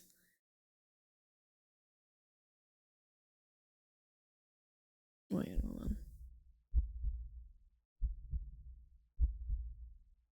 Okay, I'm sorry. Beg. I'm so sorry, I swear. I'd do anything to make it up to all of you, but you're out of options. Suddenly. You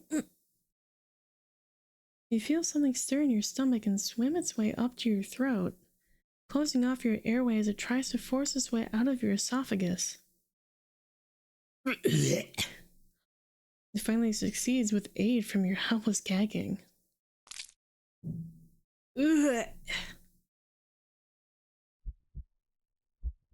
What the?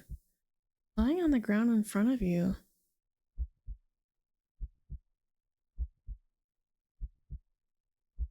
is a flopping fish.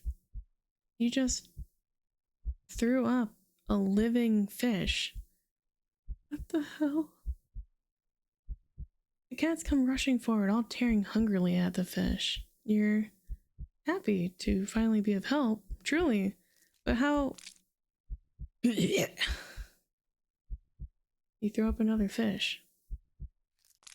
And another. And another. And your stomach hurts. You're getting dizzy. You fall to your knees. Tears and snot are streaming down your face by the time you cough up a final tiny, bloody fish and collapse forward. Your throat and stomach both burn in a way that feels dangerous.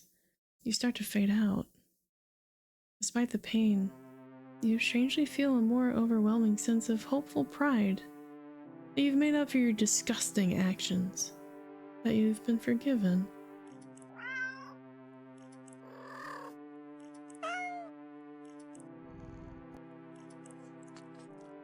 The sound of happy cats munching away at their fish fills your ears. Then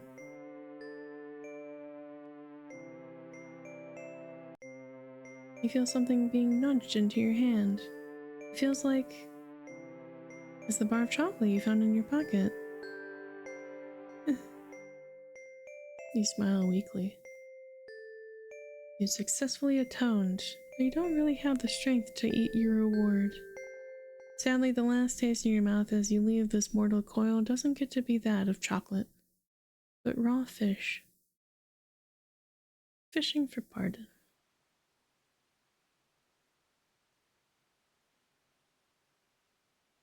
Trying to feed cat chocolate, go inside and ignore it. You decide to cut your losses and head inside. Your sins weigh down on you, but you're only human. What more can you do? Jeez. You try to ignore the yowling of the neighborhood cats as you go about your chores.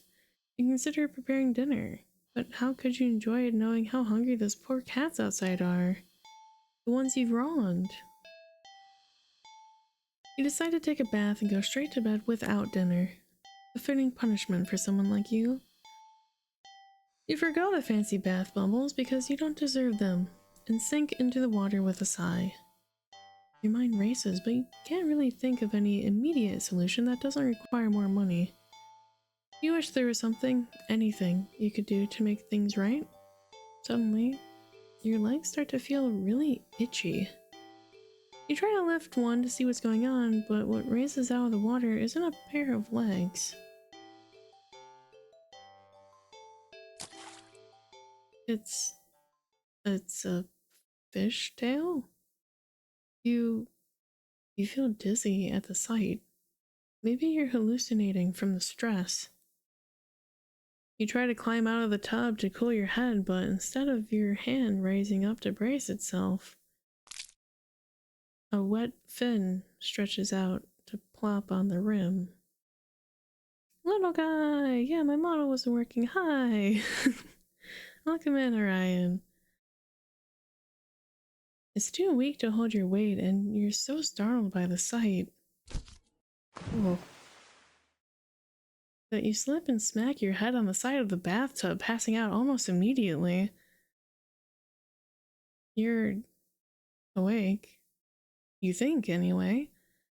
You open your eyes and you're underwater? You must have slid beneath the surface of the bathwater. You gasped instinctively. Except not really. A bubble simply floats out of your mouth, up, up, up to the surface.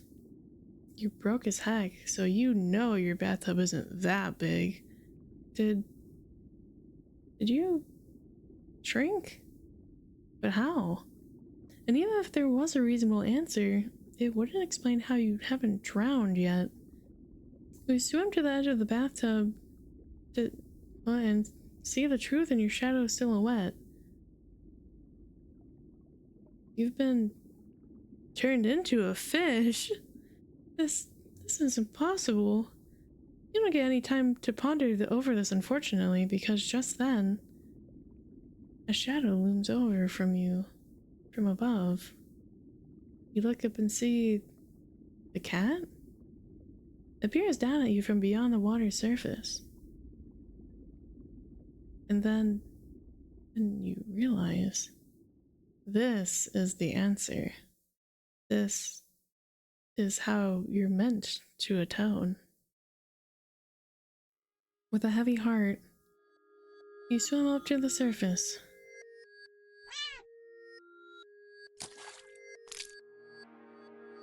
The cat scoops you up, tossing you out of the tub onto the bathroom tiles.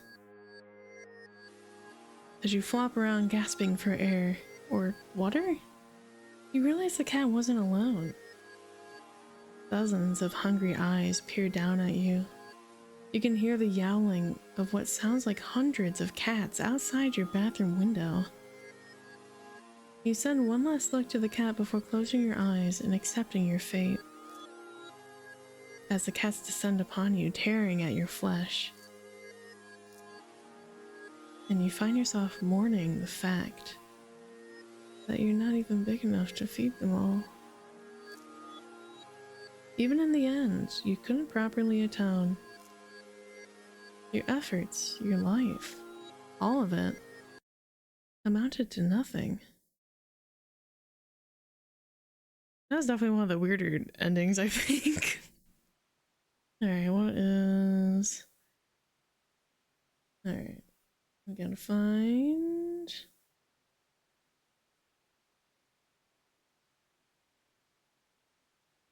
this one.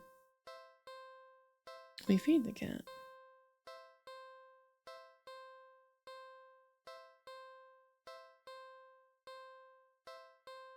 Look around the area. Checking our pockets was a bad idea because we found chocolate and then we had to atone for our sin.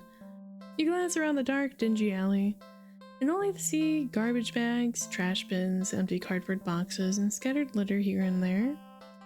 If there were something for the cat to eat, surely you would have found it by now, right? But you don't want to give up so easily. You keep looking. You look and only see garbage. You sniff and only smell garbage. You listen.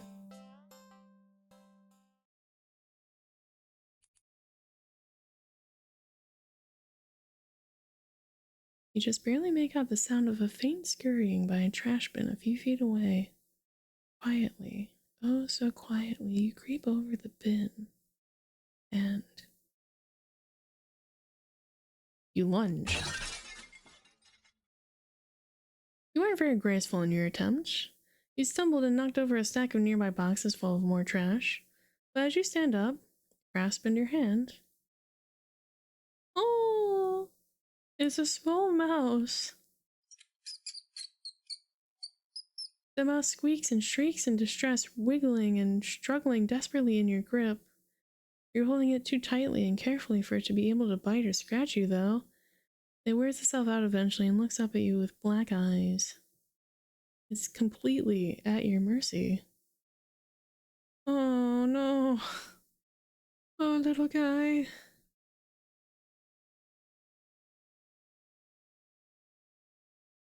Spare the mouse.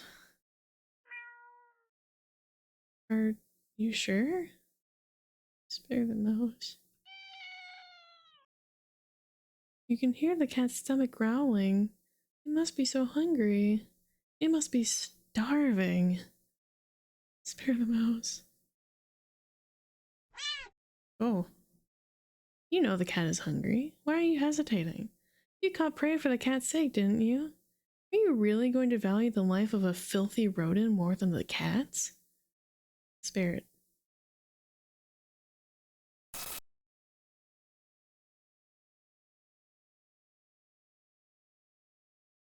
You're mocking me, aren't you? Last chance. Hand over the prey. Now. Spare the mouse.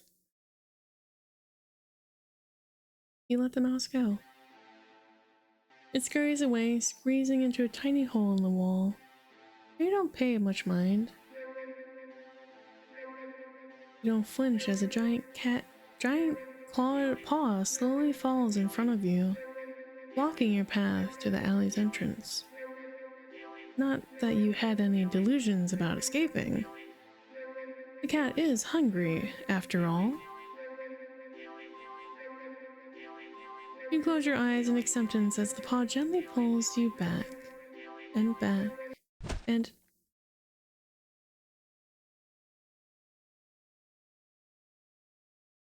a life spared. And we're gonna, unfortunately... Oh, his eyes! No, the mouse looks scared!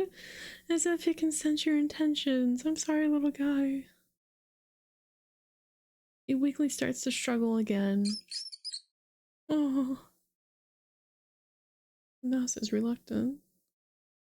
I'm sorry, little guy. I spared you in the past life. I'm sorry. You feed the mouse to the cat. The cat tears it apart instantly.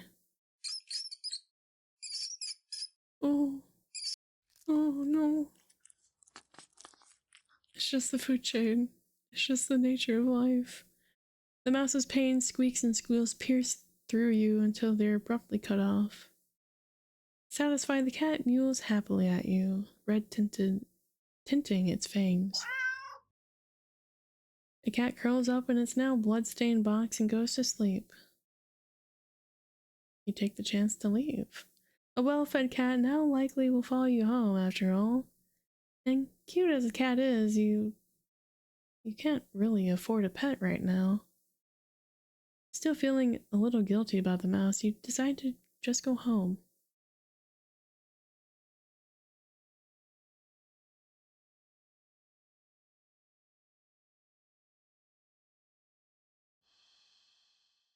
After a long walk home, you finally enter your apartment. You head straight for your room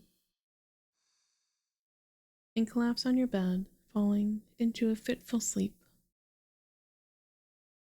Later, you wake up.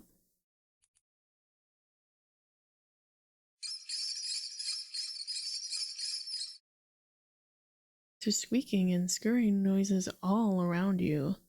So loud and constant they sound like screams. In the darkness of your room, you see the shifting shadows of hundreds of mice surrounding your bed. You try to run. Ah! But you cry out as twin lances of pain race up your legs. You fall off the bed in your attempt to escape. The hordes of mice dodging you as you crash to the ground. You can't stand up. Looking back and squinting in the dark, you just about make out the source of your pain. The flesh and tendons of your heels and ankles are mangled, bitten through your socks. No, leave me alone. Desperate, you crawled with only your arms towards the door. The mice descend upon you, biting into your skin, gnawing away pieces of you. You start to fade in and out of consciousness, but you still reach up for the doorknob. Your arm heavy, weighing down by the mice clinging to it with little claws and tiny teeth. You manage to jostle the knob enough for the door to slowly swing open.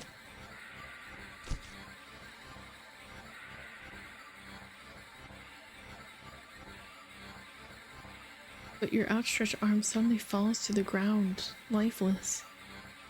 The mice manage to chew through the flesh and bone of your now dismembered limb. As a few mice creep forward to curiously inspect your arm, you stare blankly at it for a moment before sliding your gaze up. In the newly opened doorway sits a familiar-looking mouse. It stares at you, the darkness in its beady black eyes. You can't begin to measure their depths.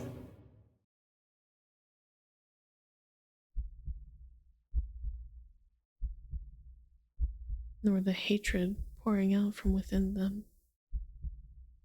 All of it aimed at you. You collapse, head hitting the floor as your other arm is eaten away as well. You're not sure how you're still conscious. The pain should be indescribable, and yet you just feel a cold sense of loss. The mice have clustered along your back now, gnawing and ripping their way between your shoulder blades, into your back, into your chest.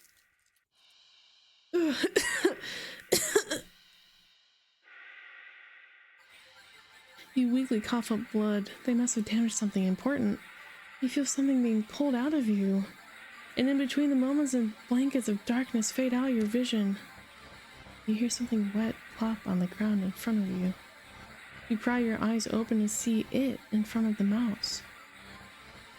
Weirdly shaped, red with your blood and pulsing, and oh, that's your heart, isn't it? The other mice all descend upon it, abandoning your half-eaten body. You're losing a lot of blood. You feel sleepy, but you also feel anger? Yes. So much anger. How dare they? How dare they? The last thing you see before your vision fails you is a pair of glowing eyes leering from the darkness beyond the doorway. You can hear squeaks and shrieks of terror all around you. Low yowls, deep snarls, gnashing teeth, tearing flesh. As your remaining senses leave you, you smile weakly with the last of your strength. When something with soft, slightly damp and sticky fur nuzzles your cheek. Good kitty. How do I catch a whale? I don't know. I don't know how to explain that to you. I have default bullshit on my fishing rods. Crickets. Cricket bait. I don't know. Go to that. I've had such bad luck. Oh, I'm so sorry. I've stolen all the whales, I guess. I'm sorry.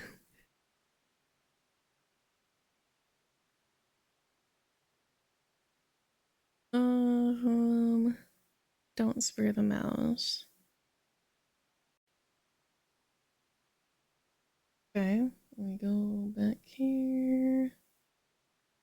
This one.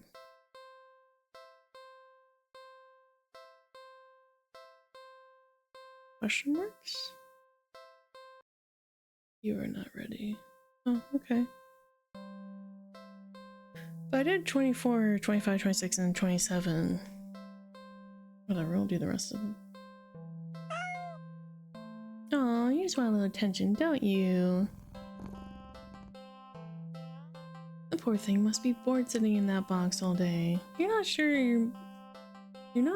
you're much of an interesting companion, but you're willing to do your best. There's gotta be something you can entertain the little critter with. But what? Check your pockets. You dig into your pockets. You find a small piece of string in your left pocket. Not very helpful. The string is far too short. An eager and excited cat. In your right pocket is a bar of chocolate. I'm sorry, I'm sorry, I'm sorry, I'm sorry, I'm sorry, I'm sorry, I'm sorry. Not too helpful right now either.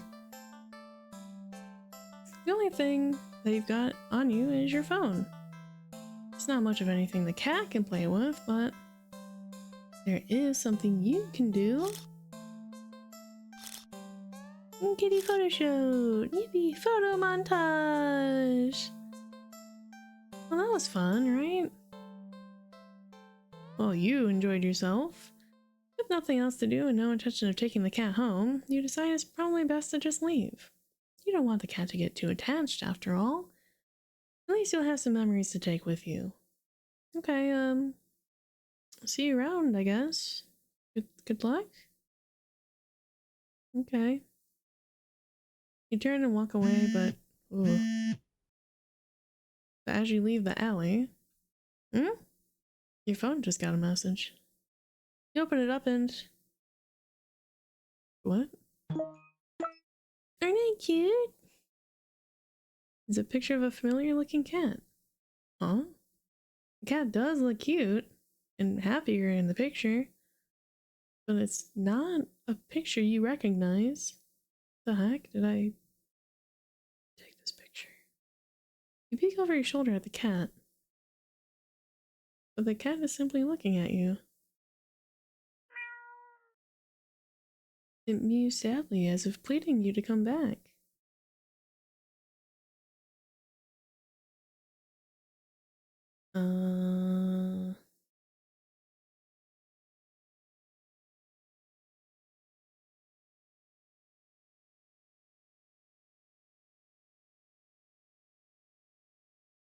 Hang out, do something else. I know what to do.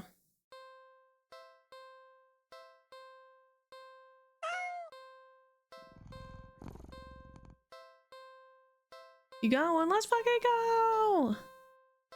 You got a whale! I don't know how to explain how I got a whale, or I got several different whales.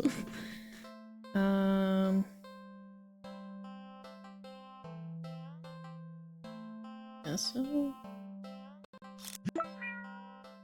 Get out, I guess. You don't have a cat briskly walk off the alley without another look. Oh, that was weird. You're a good distance away when... Not again. You reluctantly look at the new message and... Don't ignore me. Creeped out, you decide to just go home. I know you're seeing these. Come back.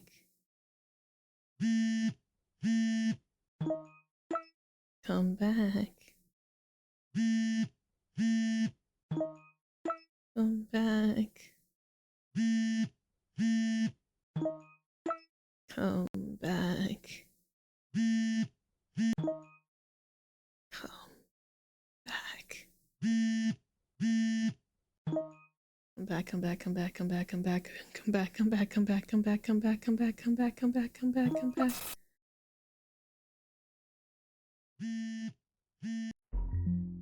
I can see you. Can always see you. You can't hide. I'll always find you. Oh well?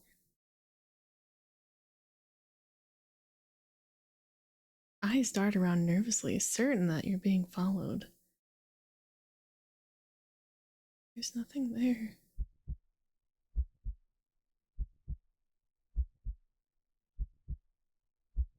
You're finally home, but you feel too shaken for any relief to calm you down. You rush to the bathroom and slam the door behind you. Everything's okay. This isn't real. It's just like a bad dream. Everything's okay. You fumble in the dark to turn on the sink and splash your face with some cold water, hoping it will calm your mind and stop the hallucinations. Because that's all they are, right? Hallucinations.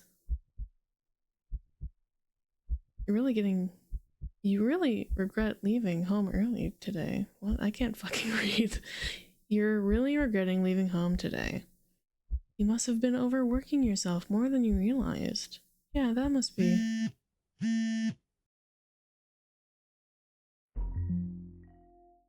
You jump as your phone alerts you to yet another message received.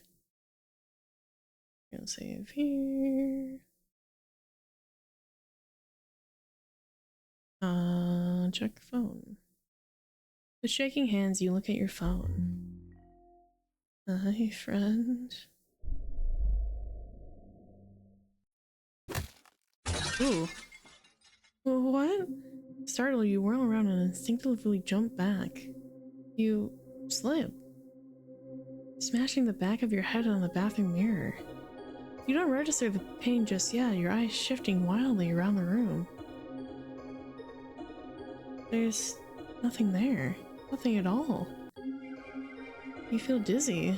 You dazedly feel the back of your head and examine your hand.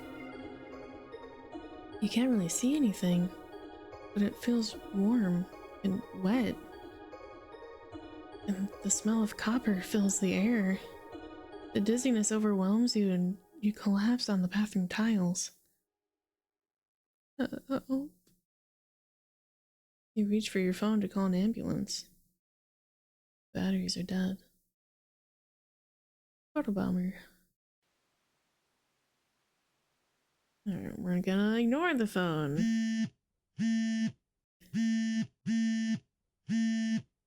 Phone vibrates insistently over and over, but you just can't look. You keep your eyes squeezed shut, your fingers tightly grip the sink. In your mind, you beg whoever or whatever is doing this to just stop already. Please, please, please, just put me out of my misery. You mutter this quietly. You don't really mean it. You don't. But as the words take shape in the darkest corners of your mind, the phone immediately stops vibrating. You'd think that this would give you relief, but you only feel dread sinking heavily into your stomach. You can feel eyes on you. You can feel puffs of air on the back of your neck, damp and deep and slow. You take a deep breath and open your eyes. You look at the mirror. Nothing. You peek around the room. Still nothing. Nothing at all. But you know that something is there, waiting to be acknowledged, for you to accept the fact of its existence. Only then will it deign to give you peace, to free you from a life of constantly looking over your shoulder, of fearing your own image, your own reflection. You can feel his patience, limitless and old. You can't win against it in a war of attrition. Your lifespan will long expire before it tires of you. So, you close your eyes and accept it. As your head is severed from your neck, you're filled with peace, grateful that, at the very least, you never had to see it, whatever it was. Good job. Okay, so we want to play with the cat. We want to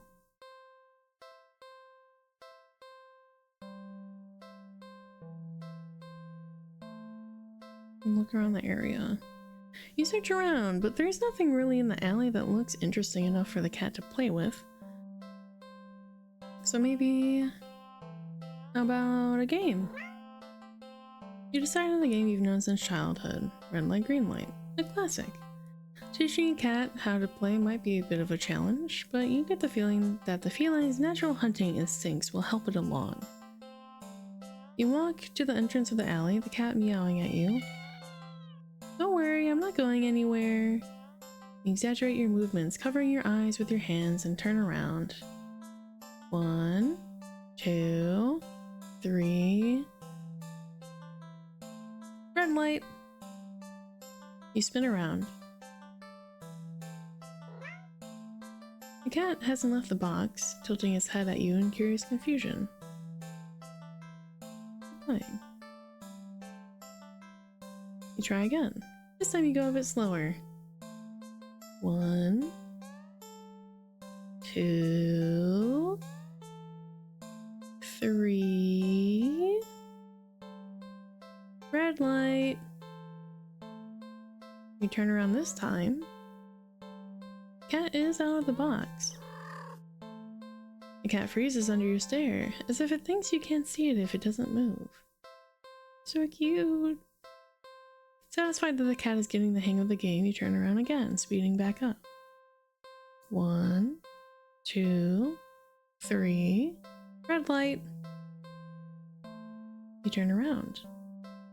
The cat is a few steps away from the box now, peeking out from behind a dumpster. His eyes trained rather intensely on you. Well, at least it's having fun. You turn again, and feel a sudden chill run down your spine. You feel silly, but you can't help counting just a little faster this time. 1, 2, 3, red light. Whirling around after saying red light, you look at the cat. It's halfway down the alley, closer to you now, but it's as if the perspective of what you're seeing is off somehow. Doesn't the cat look a little bigger? His pupils are thin slits now.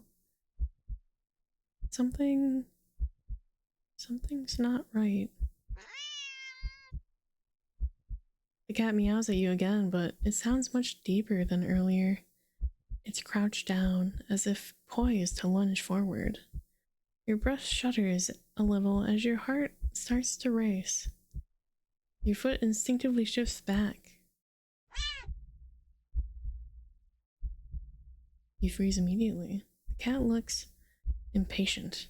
It wants to keep playing, but you gulp and turn around, swiftly counting and turning again as you gasp out. 1, 2, 3, red light! Ground shakes as you whirl back around.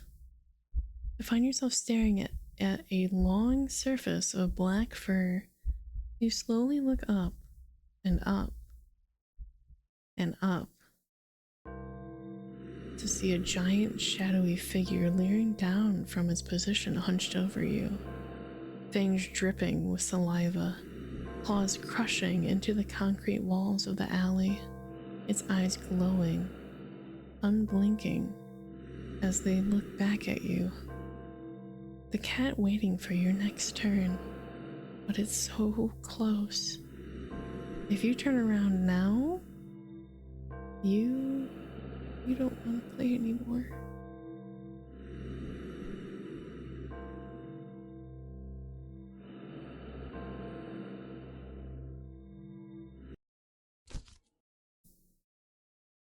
You don't even finish turning around before the claws grip your torso, digging in and piercing the soft flesh of your stomach with ease. As you're lifted into the drooling, gaping jaws above you, you can't help but think that there must have been another way out of this. But pointless regrets are pretty typical for you, aren't they? Fear glitter. Back up. No, that's cheating.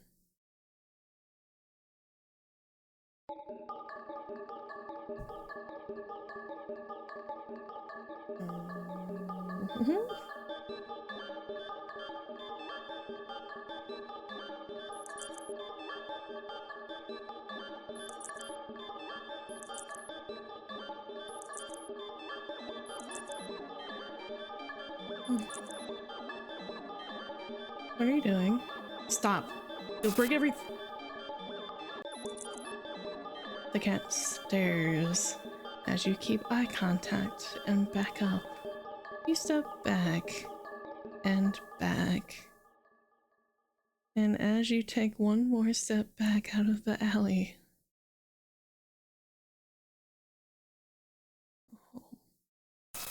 error, error, error, Error. Error, error, error, error, error, error. Uh-oh, we broke it. The world outside the alley seems to be broken. What exactly did you do? Error found.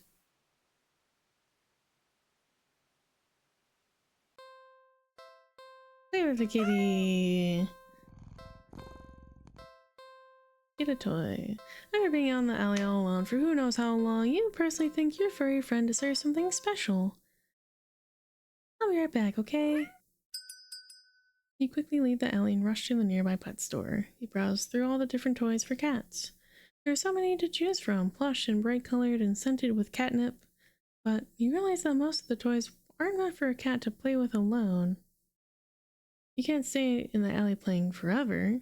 You can't exactly afford to get another cat as a playmate. Another. That's it. You know exactly what to get now. After a quick and successful search of the store, you make your purchase and rush back to the alley, eager to show off your find. I'm back! The alley feels even gloomier after spending time in direct sunlight. It makes you feel that much prouder of your gift. You skip over to the cat and dig in the store's plastic bag. I've got something for you! The cat leans up, curious at the bag's contents. You pull out your gift to the cat. Ta-da! Aww! It's a little cat toy. It's a small cat plushie. The plushie is a light orange cream color with burnt sepia stripes, making it resemble a tabby cat. The synthetic fur is soft, but not unrealistically so, and the large eyes are pale green, more subdued than you would have expected for a toy. There's no denying it's just a plushie, but the thoughtful details still make it almost uncanny to the real thing, which makes it perfect. A companion for the cat, and one you can actually afford. Win-win. That's not all. You give the plushie a little squeeze and the cat looks unimpressed. Well, you think it's cute. Guess your purchase wasn't so successful after all.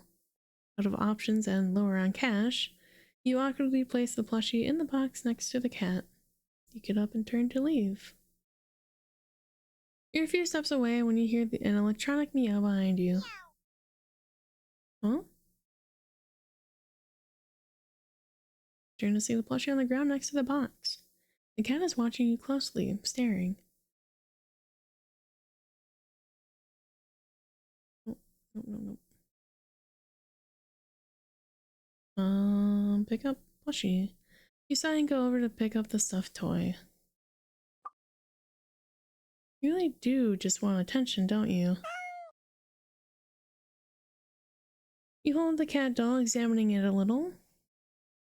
It looks a little different. Oh. Did it just look at you?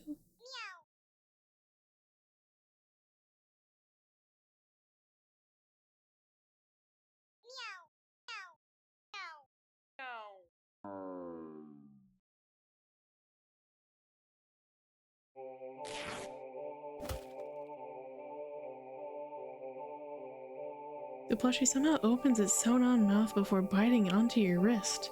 Ah! Stop!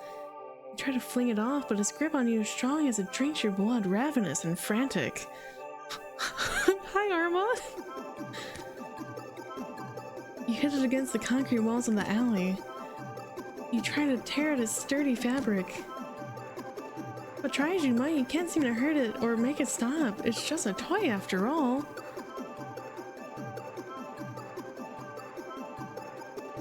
Eventually, you start to feel faint, enough to collapse to your knees in defeat. The stuffed doll is drinking more calmly now, as if its previous aggression had been a mere reaction to your desperation. It seems satisfied that you're no longer putting up a fight. You'd think you blacked out for a second, because though you're still sitting still sitting. The next time you're conscious, your eyes are closed. You feel so weak. You have to use all of your strength just to pry open your eyes, and when you do, you see a kitten? Its fur a familiar orange cream with burnt sepia stripes. It's lapping at your wrist. The kitten lifts its head and looks at you with piercing pale green eyes. It mews at you with a high squeaky pitch, mouth covered in blood. It'd be downright adorable if you weren't about to die from blood loss.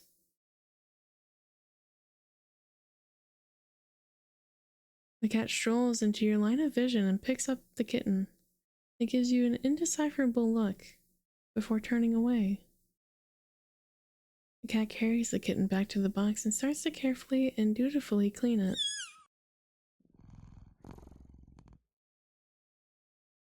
You sway and find you can't right yourself before falling to the ground. It would seem that in the end, you'd gotten the cat a playmate after all.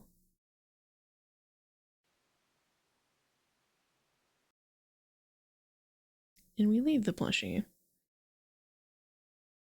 grateful little monster. You huff in annoyance. You're welcome. Shaking your head, you turn to leave once again. Yeah, there's like 40 endings to this, and we've done them pretty much in order. When a sharp pain lances up your arm. Gah! Crying out, you grab at your arm, only for it to fall off. Your arm just falls right off. You stare at it in shock at your severed limb on the ground.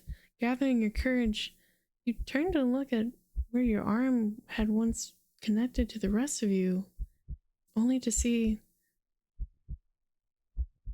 not blood. It's cotton? It's polyester? Touching it, the stump doesn't even hurt. That is... until the same thing happens to your other arm. Ah! God! God! You fall when both your legs succumb to the same nonsensical fate, crying out in the agony that comes and goes like it never happened, as if you're not currently laying on the dirty ground of an alley, limbless. What in the world's going on? You can't make sense of it. You can't think straight. The pain has receded, leaving you with a strangely empty pit in your stomach. Considering you still have a stomach and it wasn't replaced with... As you lay back, helpless and still in shock, staring at the sky, the cat's face appears in your line of vision. Ooh. It lunges at your torso and starts biting and clawing into your chest like you're a chew toy. It doesn't hurt anymore. You feel like it should. You're not sure if you're glad that it doesn't. Eventually you feel the cat pull something out of you. A small doll that looks very, very familiar. It's hard to tell, but that doll is... that's you, isn't it?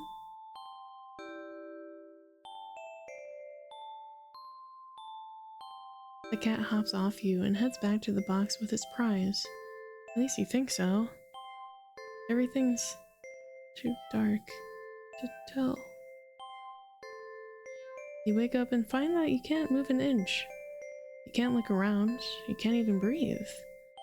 So none of those realizations seem to be a problem? All you can see is the face of a familiar-looking cat curled around you, purring in its sleep. For some reason, this doesn't bother you. You're not sure why you feel like it should.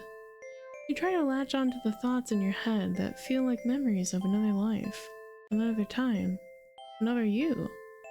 But the thoughts slip away like forgotten dreams.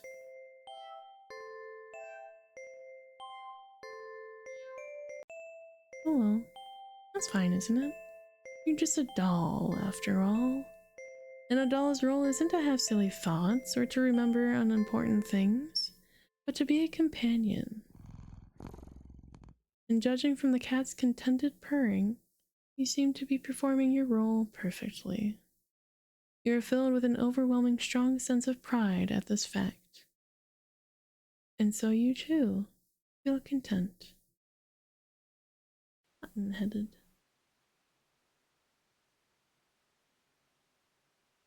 Okay, can we now?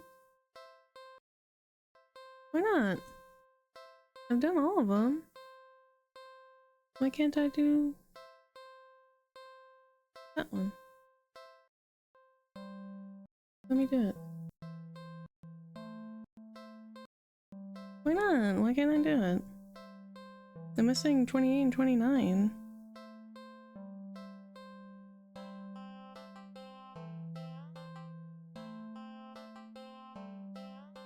Oh, thank you for the water.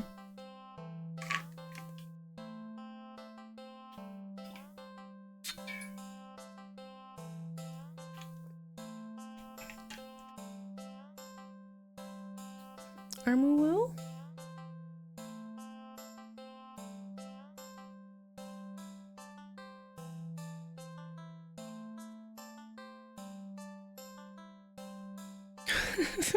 Dueling with 0 points. Very courageous of you.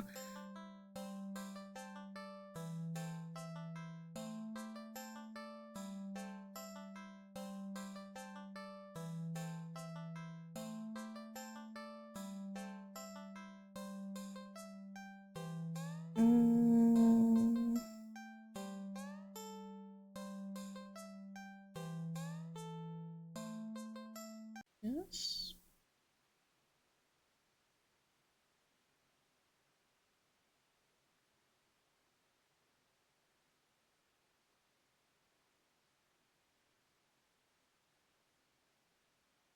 Yeah, 34 out of 40. Which one did it not record?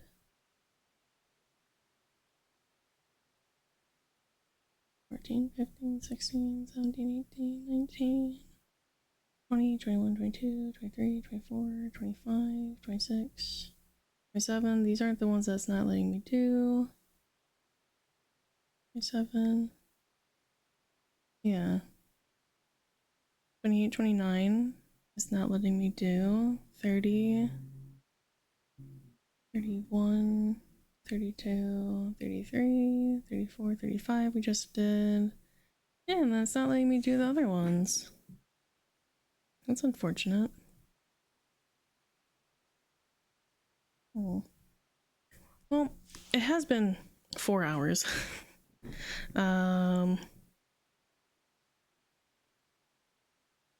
It's not about the points, it's about the scrap. I might end it here, and depending on some of the other games that we get, we might pick it up at a later point, because I would like to get all of them. I'm not sure why it's not letting me do these, because I've gotten 24, 25, 26, 27.